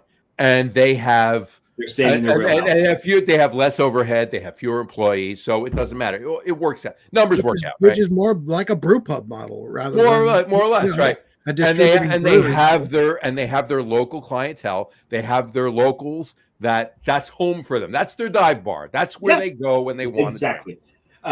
John used to sell for one of those. Sure, absolutely. you know what I'm talking about. I know what you're talking about. So Brew Guru in Georgia, have you seen these models in Georgia where you don't see an outside of the area distribution or presence, where they're never going anywhere because the locals support them so strongly through the years, and they've been there, and they're not going anywhere anytime soon? No, we have, like, most of the breweries here in Georgia have statewide distribution. A lot of them don't have distribution outside of Georgia. Some of them have local fan bases, to your points, but to that point too, some of them have closed with that model. Really? We just have actually Burnt Hickory and what's the other one? There was another brewery. Hickory closed? Burnt Hickory is closed 2 years ago. No, I remember when they closed. We spoke about that on a podcast a couple of years ago. Yeah, and it was sad but you could get their beer in some of the more progressive liquor stores that had like a good selection, but you wouldn't find it anywhere else. Right. I think I got some Hickory through a beer at Ford. But they did rely, and they had the model where, I mean, they were constantly brewing new stuff. They were brewing all kinds of. And their beers were good. It was good quality stuff in the local tap room. But they closed. And actually, Chuck Triplett made a good point about the fact that some of these breweries tread water. Chuck made a good point. Yeah, Chuck Triplett makes a good point. Shut up. I'm joking. He mentioned the fact that they will tread water until their leases come up for renewal. At which point, I remember that. I remember he said that. Yeah, they realize that they can't sustain their model with a higher lease, which is what they're faced with, and so they. That's another. We can go on this for another hour. We really can. I'll finish it up by saying this, and you're 100% right, John. I know this story, so while John's going off this, I'm going to mute myself and hit the little boys rip. At least it's not while I'm giving my top three. There you go. There you go. My point I was just going to say is, and we've talked about this, and I've had a couple conversations about this. I have a list, John. I have a list of at least 9 articles that I need to write. I just haven't had the time lately because we've been pulling our hair out with the brewery. But this particular one is, a brewery's doing well. They have their 10-year lease with their option, whatever. And the brewery's doing really well, and they're making the money. And I mean, it's not like they're living in multi-million-dollar homes, the owners, or anything like that. But they're doing well. But they're getting by. They're doing well. They're above board. They're saving their money. They're expanding. They're able to buy new equipment. They're able to buy whatever they need to do. They're able to expand their distribution, buy better. Not necessarily that they're using inferior ingredients, but buy more of the better ingredients, or have a deal with maybe get a hop contract or whatever. Right. So they're doing well. They're doing better than treading water. They're doing well. Their lease comes up for renewal. And the landlord says, I hear you have a lot of money. I would like some of it. Yeah. Your rent is now going up to this. They can't, what are they going to do? Now they have to, where they've gotten to and my hand is above the camera, right? They've gotten to here. They now have to come back down to here in order to survive because the damn landlord knows they're making money and wants more of it. Yep. And that part of that is organic, that right? fucking sucks. And I can't. Part of it is it's organic and it's just inflation, right? Prices go up after 10 years. Inflation is inflation. Landlords milking people because they know they're making money is not inflation, and that's what's but after 10 years, you got to expect your lease is going to go up. No, I agreed. It needs to be proportional to the rest of the leases in the area. Yeah, not just because they've seen your profit margin and have decided that they want in on that. But look at the real estate market in the last 10 years too, there's that, and that's part of it. It's not completely greedy landlords. It's look, this is what the properties are going for. The landlord's not going to say, "Yeah, I like your beer. I'm gonna, we'll renew it at the same rate." But when you see you have somebody you've been renting to for 20 years, you can't work with them to keep them there. You just want to bring in a trader. You just want to bring in a Starbucks for 3 years and then have them leave and then have to rent it to somebody else. Well, nobody's putting a Starbucks where Burnt Hickory was. I can tell you that true. right now. But they were like, they were. I will say this, that they did say, first of all, it came out of the blue. Nobody knew it was coming. They announced that they were going to be closing, and they said that look for us to reopen somewhere else. So it told me they were actively. Has it happened yet? Yeah, it's been a few years and they have not reopened. So they were looking for maybe somewhere to relocate to. It didn't happen. They knew they saw that the rental rates were going to be the same no matter where they went.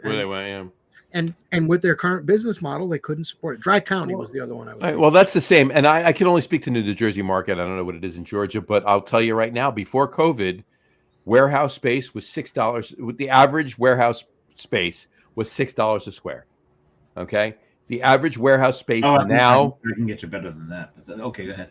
The average warehouse space now, 4 years post-COVID, 3 years post-COVID, whatever, is $16 a square. I was going to say it's 18, but yeah, $18 a square. So it's tripled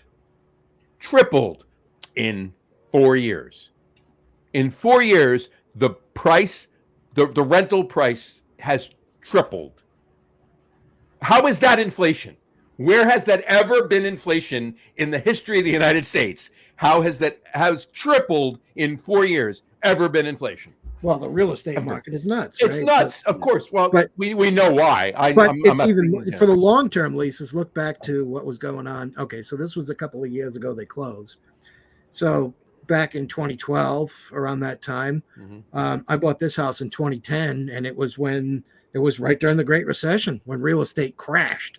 Right, so a lot of these breweries were probably signing, and the landlords were happy to have a 10-year lease in those days because it was a nightmare at a reduced rate. I see where you're going here. Yeah. So you're not only talking about normal inflation, but you're talking about from a severely depressed market to back to a normal market, back to a hyper-inflated market, right? In a 10-year span, yeah. There's so much going on in that short period of time that they just can't afford to go from those dirt cheap rates to today's ridiculous rates. So. Which is why a brewery like Treehouse is insanely surviving because they own their property. Yeah. They're not paying a landlord. They own it. Yeah. While we're going pay taxes. That's it. While we're talking about this, we ignored a couple of comments from Doug.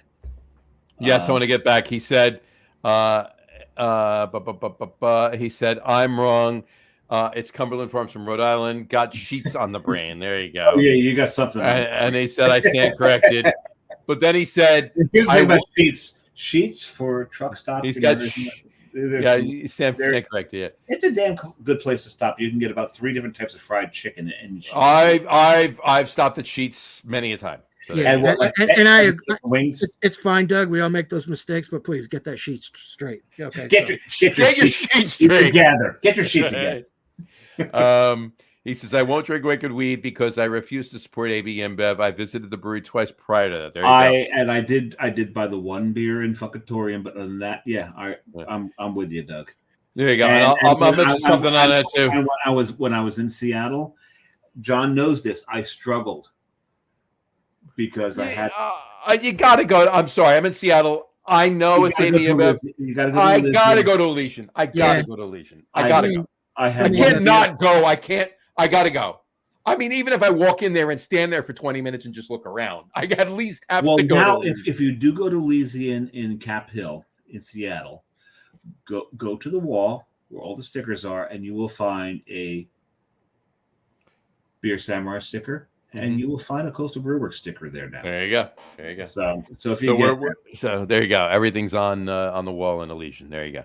And then he also said, "Brew Guru Treehouse is the real deal. They live up to the hype. You'd be impressed." I think John's impressed. He's just questioning their staying power. When you need John, when you do on this trip that you're apparently taking now, you haven't even figured out yet. When you do get up to Rhode Island, when Dave and I do get up there, we will take the. I never go to New England without going to Treehouse on the way. No, I don't. I've had their beers. I've never been there, but I've had their beers. We'll go over there. You got to see it. You've got to see it. I am not. I'm not disputing the fact that their beers are great. I'm just saying that all glory is fleeting, as Patton said. Right? Well, even the Roman Empire died. Yeah, and it doesn't. Today's success is not a guarantee of tomorrow's, right? And there's lots of other great breweries that, I mean, in the 90s, I couldn't get enough Catamount, and how long have they been going, right? So look at Geary's and the great beers they brew, and they can't even distribute outside of Maine anymore. Well, they're gone now, right? Geary's closed, didn't they? Geary's closed? Yeah. Did they? I hadn't heard that. I'm fairly certain, don't quote me on that, but I definitely believe that I did hear that recently, that Geary's closed. I had not heard that one. That would be. I hope not. Please search that. I'm almost certain that I did hear that recently too. I almost. No. They're still open. They are. All right. Yeah, they're still. Maybe they closed the facility. No, the tap room will open tomorrow at noon. Right. So someone lied to you.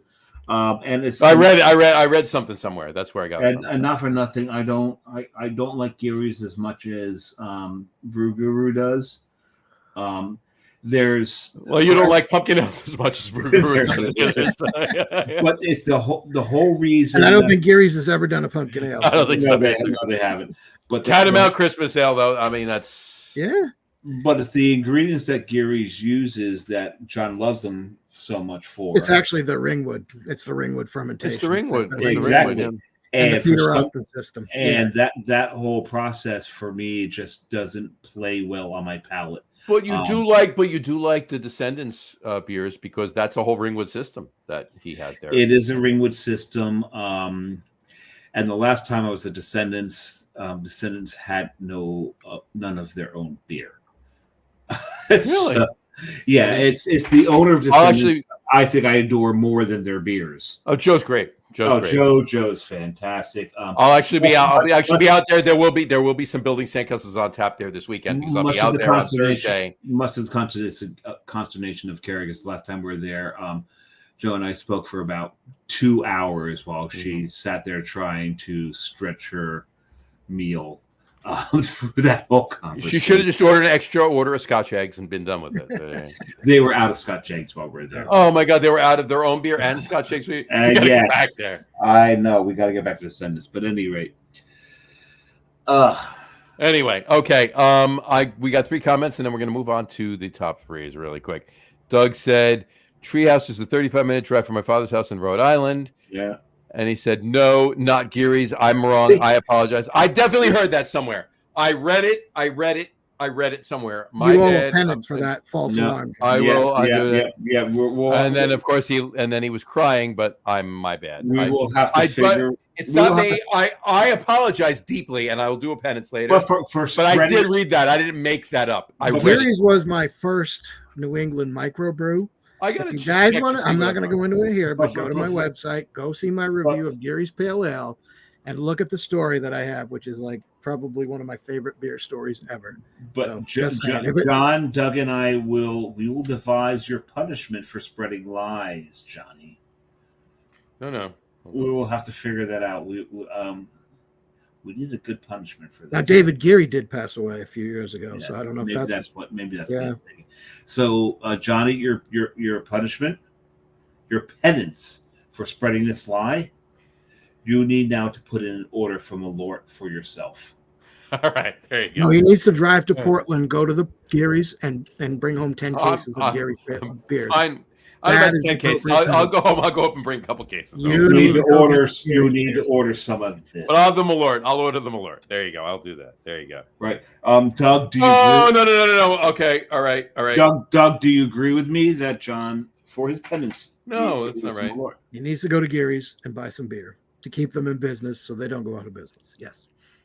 And there's that as well. So this is a twofold. By the way, Geary's is right across the street from Allagash. So No, they're up and around.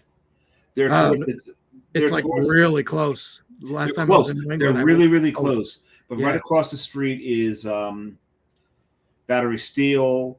There's like Not four across the breweries. street. No. They're a couple blocks away. Yeah, you've got to go. You got to go out Industrial Way and then up the block and then in. That's Gary's. Industrial Way is This a is big. true, but after you just drove all the way from Georgia, it's right across the street. Yes, relatively speaking. But when Yes. you look at Industrial Way, Industrial Way is like a C shape. Allagash and all the other breweries at the bottom of the C. Gary's is at the top of that C. So they're a little bit away. Yes, and Doug Smith says. I try to look for it, and I will find it. But he did say Brew Guru's first experience with Gary's has become lore. It has become lore. And he said, "Yes, Dave, Malort." There you go. So Doug, I think you agree with me when I say I still want to drink that Mallory. I still want to drink. No, you want to taste Mallory. I still want to taste Mallory. I still want to taste Mallory. We're going back to like 80s sitcoms when he Doesn't matter. I still. You know. All right. There you go. All right. Let's do our top threes. Top three tonight is top three favorite pumpkin beers version 4. Top three favorite pumpkin beers version 4. Now, I'm going to read these off. We have our pumpkin beers that we know and love, and that if we just keep doing our own top threes, these are going to be our top threes, right? We know this, all right? Forever. John, Rob, I'm going to read them. I'll read them off in a minute. He's going to read them, but he's going to make the caveats and the limiters he's going to put in here is going to make it impossible for me to do a top three. But well, there you go. Well, you do what you need to do. I will do me. The caveat for this particular list is going to be top 3 favorite pumpkin ales you've had recently. Recently doesn't need to be in the last couple of weeks or this year. It could be last year, the year before, but not your regular, usual overall top 3 pumpkin ales. Now, our usual overall top 3 pumpkin ales, John's. I don't wear Brew overalls. Brew Guru's top 3 are: his number 3 is Schlafly Pumpkin. His number 2 is Lexington All-Tech Kentucky Pumpkin Ale, Which he had on the show tonight. And his number 1 is Southern Tier Warlock. So his number 3 I had, his number 1 you had, his number 2 he had. So there you go. We've covered it. Yes, we covered that. Dave, your number 3 is Weyerbacher Imperial Pumpkin. I just finished it. You just finished one. Your number 2 is Schlafly Pumpkin, and your number 1 is which I drank, and your number 1 is Southern Tier Warlock, which I drank. Right. My number 3 is Schlafly Pumpkin. My number 2 is Stevens Point Whole Hog. My number 1 is Weyerbacher Imperial Pumpkin. There you go. So and you had all 3 of those. I had all 3 of those and then I also had the Fear too. So, which is not, I've had the Fear for many years, so that's not a recent for me. So I have the Fear. Remember, today is International Face Your Fears Day, and I did have. And the by fear. drinking, I faced my fear. There you go. And I really think by drinking 5 beers on the pumpkin ale, you faced your fear. We both did. So there you go. All right. I think I did it quite admirably. So, John, I never threw up.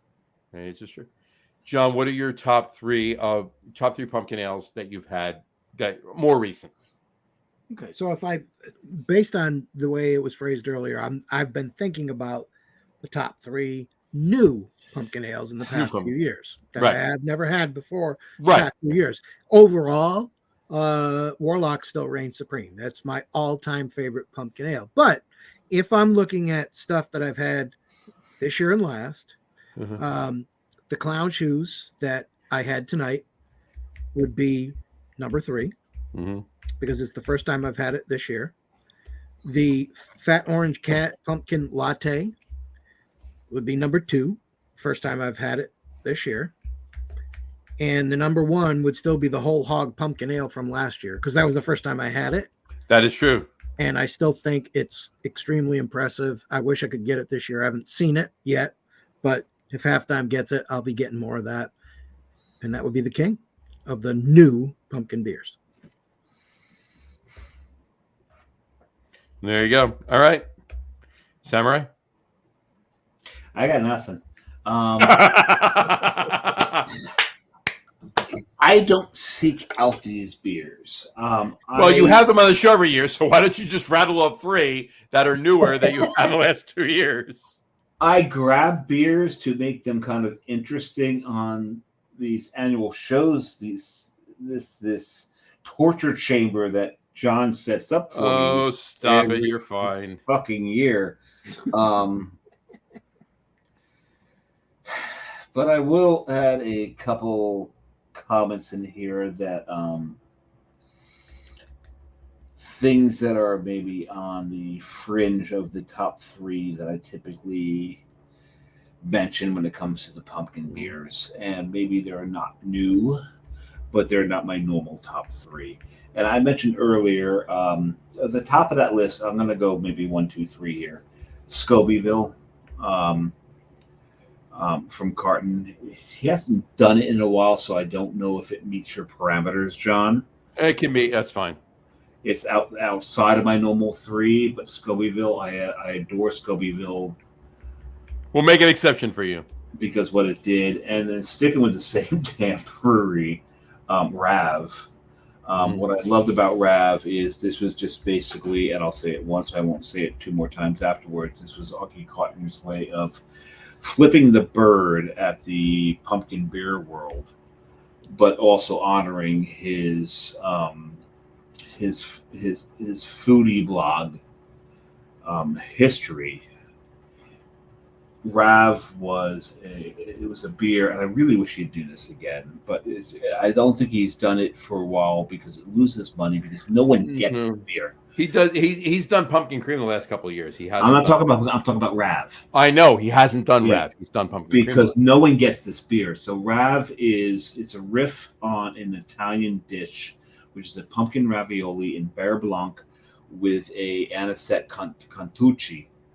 Cantucci's grated over top of it, and he nailed it. It's exactly what that beer tasted like.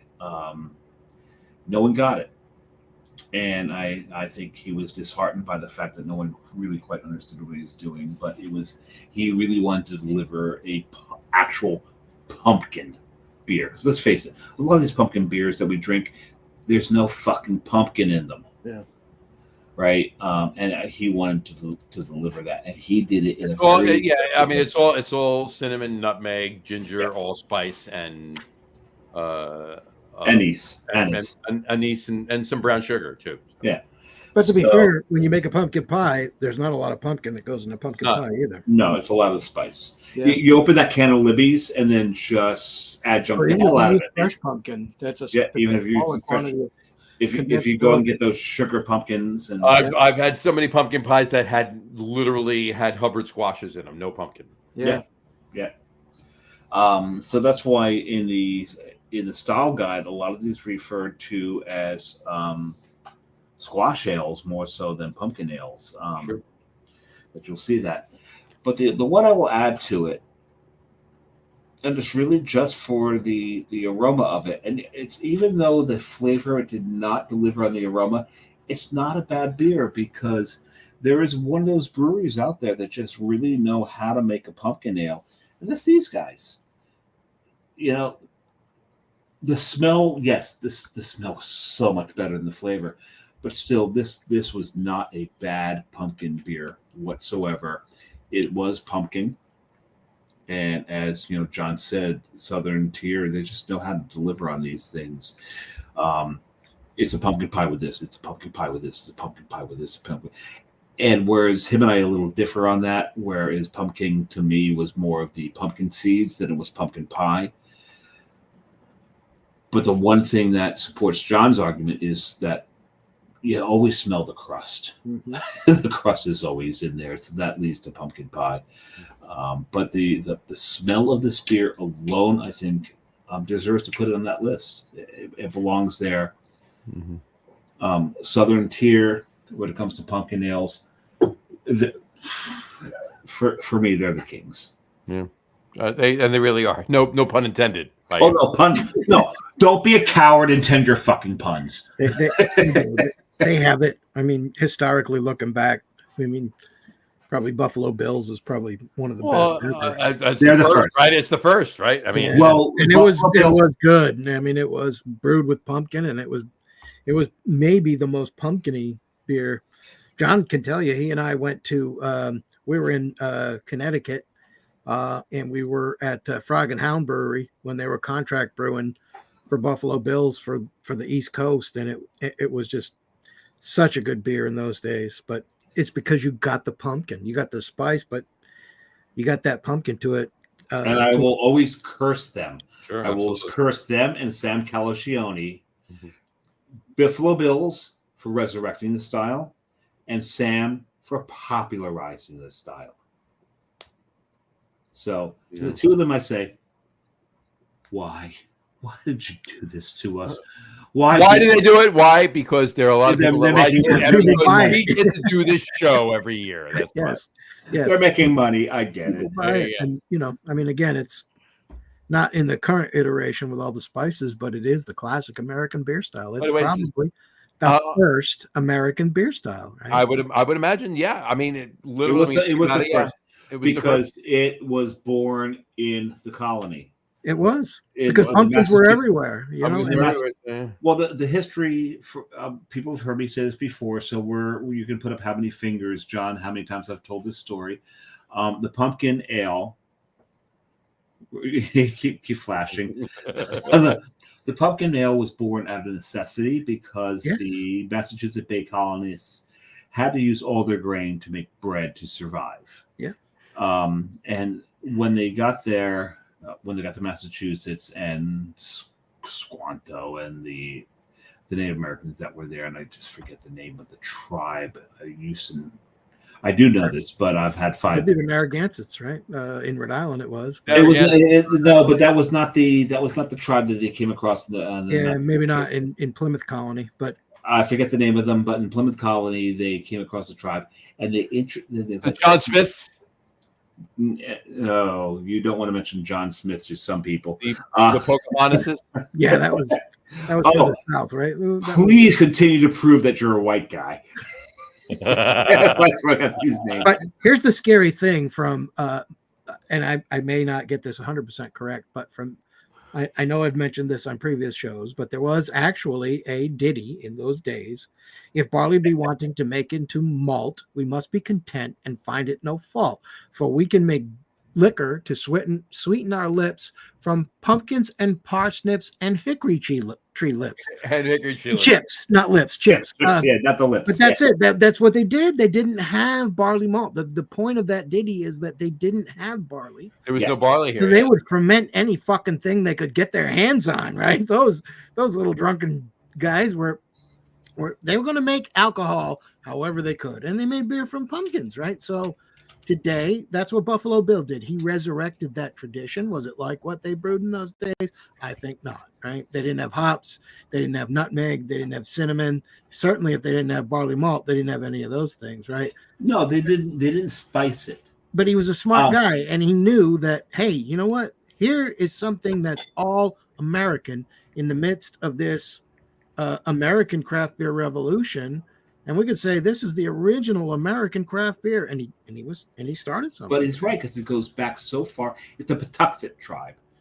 The Patuxets, and they introduced the colonists at the time to soluble sugars because that's what you need. You need soluble sugars. They introduced them to gourds, and here's the rub: those gourds were not pumpkins. The original pumpkin beer was not actually a pumpkin. These were the gourds that were introduced to them from the Patuxet tribe, and they made this beer that we call pumpkin beer.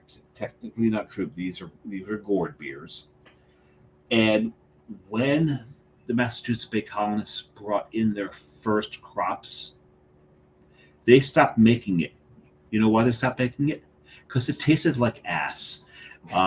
They were done. Like, we can't drink this anymore. We need the beer that we know. The good beer.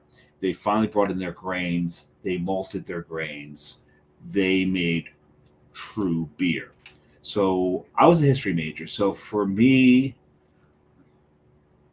pumpkin beers are kind of almost a blight on the history of beer. And so, but it's still part of the history, and I get that. And Buffalo Bill brought that history back. It's akin to Peter Sellis bringing back the wit beer with Hoegaarden, right? And that's it's the American Hoegaarden, right? Because Peter Sellis came across this old recipe for a beer. Well, he was involved with brewing it over for Hoegaarden in Belgium. Sure. Yeah. Yeah. No, that's what I'm talking about.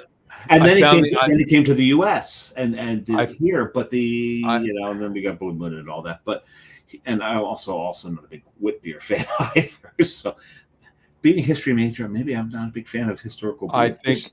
I think I found it, and I got to give my top three in a minute here, but we're still in our top threes, aren't we? It's been a half an hour, and I haven't given my top three yet, but I did find it. It's if barley be wanting to make into malt, we must be content and think it no fault. For we can make liquor to sweeten our lips of pumpkins and parsnips and walnut tree trips. There we go. I was pretty damn close. Damn close there. From memory. That was from memory, right? Keep in mind that's 4 beers in, too. I think I've told you guys before, but I am a direct descendant of William Bradford. There you go. Mayflower. And, I can tell you as a fact that my ancestors, long before you, were landing their ships looking for a packy because they, And maybe that it will explain your love of pumpkin beers. Yes. Because it's genetically ingrained. Exactly. I see what you did there. All right. Ingrained. But I think we should hop on over to the next topic anyway. My top three. My top three are my top three of beers that I've had recently. I'm going to give you two that I had this weekend. Honestly, that have made the top three and one. They will be, and I got another one in there. All right, my number three is Fresh Patch. It's a 4.5% pumpkin ale from Wormtown Brewing. I had it this weekend at Wormtown in Worcester. Solid, lower ABV. All the feels are there. It's pumpkin. It's the spices. It's if you like a pumpkin ale, this was pretty spot on. It was good. Cinnamon, clove, the whole nine, right? My number two is not one that I had. This not the other one that I had this weekend. But ironically, shocker, I know me. It's from Night Shift Brewing. It's Pumpkin Pie Scraper. That's not ironic. That's just a given. Of course. It's a 7% pumpkin ale, Pumpkin Pie Scraper. They actually have a line as ironic as Alanis Morissette's song. I suppose. Isn't that ironic? Yeah, exactly. So. But that's my number two. My number one is going to be the one that I had at Greater Good, and that's Giant Pumpkin. And I got to be specific. I had two, and I'm just going with Giant Pumpkin because that was the base beer, right? I did have Giant Pumpkin, but I also had Vanilla Giant Pumpkin. They actually had. You like the base better than the vanilla? I'm going to say both, right? I'm just leaving it there. I'm not specifically calling out vanilla. I'm just going with the base. We'll call it that. But I had both. I had a little bit of both. Somebody else had the pours. I had a taste. So there you go. But it's the Giant Pumpkin. By somebody else, you mean Jess? That's Jess, right? Exactly. It's a strange thing to call. 8%. Jess is a pumpkin beer whore. She loves her pumpkins. Yeah, she does. So Giant Pumpkin, 8% from Greater Good Brewing in Worcester, and it was really good. And we'll talk more about that when they come on. We do need to discuss we'll have them scheduled. I'm going to say it's probably going to be late November, early December, early December. Really? Okay. Yeah. Doug Smith put up a comment about the Wampanoags. I know what he's saying about the Wampanoags, but hold on, he put up another one too. He said, "Yes." Hold on. Where are we going? Oh, just jumped. He said, "Yes, Dave Malort."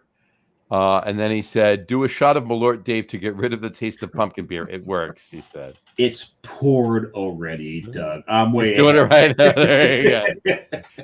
And then he said, Wampanoag are the tribe, Dave, if I'm not mistaken. So the Pawtuckets were the tribe of Squanto. Squanto was the guide for the Massachusetts Bay Colony when they first landed. The Wampanoags were definitely in the area, and the Wampanoags were very influential on what they had done.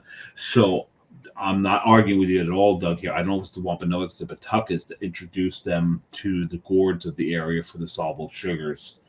It was one of the two. You're dead 100% right. The Wampanoags were definitely in that area. Like John said, the Narragansetts were in that area as well, but they were a little further west. They didn't have as much of an influence in the Massachusetts Bay Colony until John Smith broke with them, because amongst a bunch of religious outcasts, he was a religious outcast. That's a hard thing to do. So Roger Williams? Yeah. Roger Williams. Roger Williams. Yeah. He was a religious outcast among religious outcasts. Yes, and he's the one who came across the Narragansetts when he moved into the area and claimed some of the land. And he hooked up with the Narragansett tribe, and they opened a brewery in Cranston. A lot of people don't know. Yes, they did. Yeah. And then and I really think that Roger Williams is the one who coined the phrase "nasty Gansett," and he was also the first person to actually have crushed it like Quint. He did crush it like Quint. Yeah. He also walked up to the brewery one morning and waved to the Indians and said, "Hi, neighbor." So yeah, and that's where it comes. And there's the whole history right there. And there we're back. History you guys don't know because you didn't grow up in Rhode Island. We learned all this stuff, right? I'm just like, Johnny, if Jess wants an original pumpkin beer, tell her to get a DeLorean with a flux capacitor, and I'll seance with my ancestors and have them brew one up for her. And we will meet you there. Yes, and we'll meet you there. Exactly. Awesome. Because all right. I know some witches that survived the purge. Yeah, but then we got to go up to Salem, Massachusetts. Yeah, that's a whole other thing. No, so you don't want to go there. That's just too touristy and has nothing to do with witches anymore. There's a couple of good breweries. There's some good breweries out there, but the true witches don't live in Salem anymore. They want nothing to do with it because it's too touristy. I know a couple of witches that live in New Jersey, but we'll leave that alone. I knew some in Rhode Island. Hey, we won't go into that. John, your kids might be listening. Be careful. No, I'm not even going there. My kids will listen and they'd agree with me, but I'm anyway, all right, John. Let's on that note. So we're over 3 hours into the show. Yeah, this is now officially. And we've been boosting them up lately. The longest show before tonight was 3 hours and 9 minutes. We're at 3 hours and 12 minutes now. So this is officially the longest. And I still haven't done my Malort shot.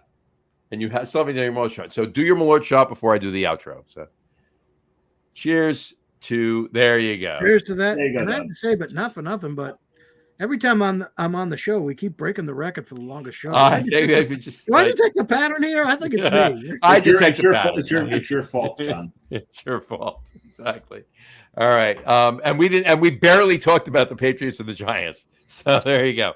I mean, maybe a minute and a half total of the two. Yeah, that's pretty good. Do we want to shoot for 4?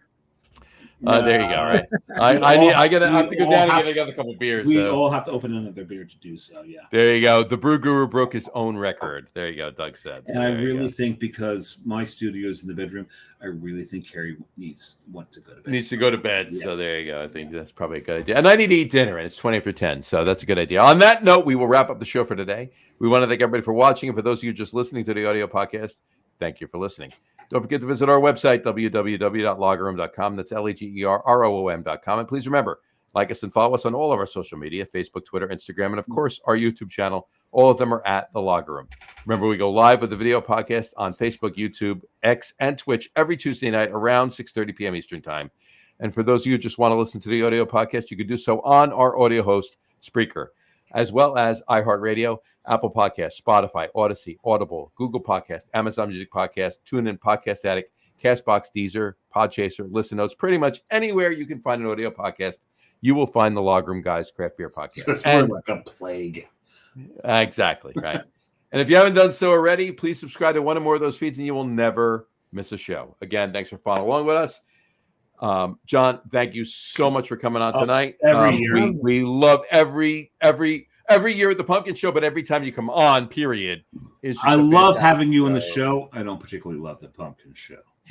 Yeah, but well, the next time John comes on the show, you're going to be happy because it's a holiday beer show. So Yes, yes, and that I do enjoy because I love the holiday beers. And you know what? That was absolutely correct. Drinking a shot of Malort completely washes away the horror of pumpkin ales. Because it replaces it with a completely look at it this way, Dave. Except for the ones that you have left from the ones you bought this year, you don't have to have another pumpkin ale and for a year from today. So there you go. Yeah.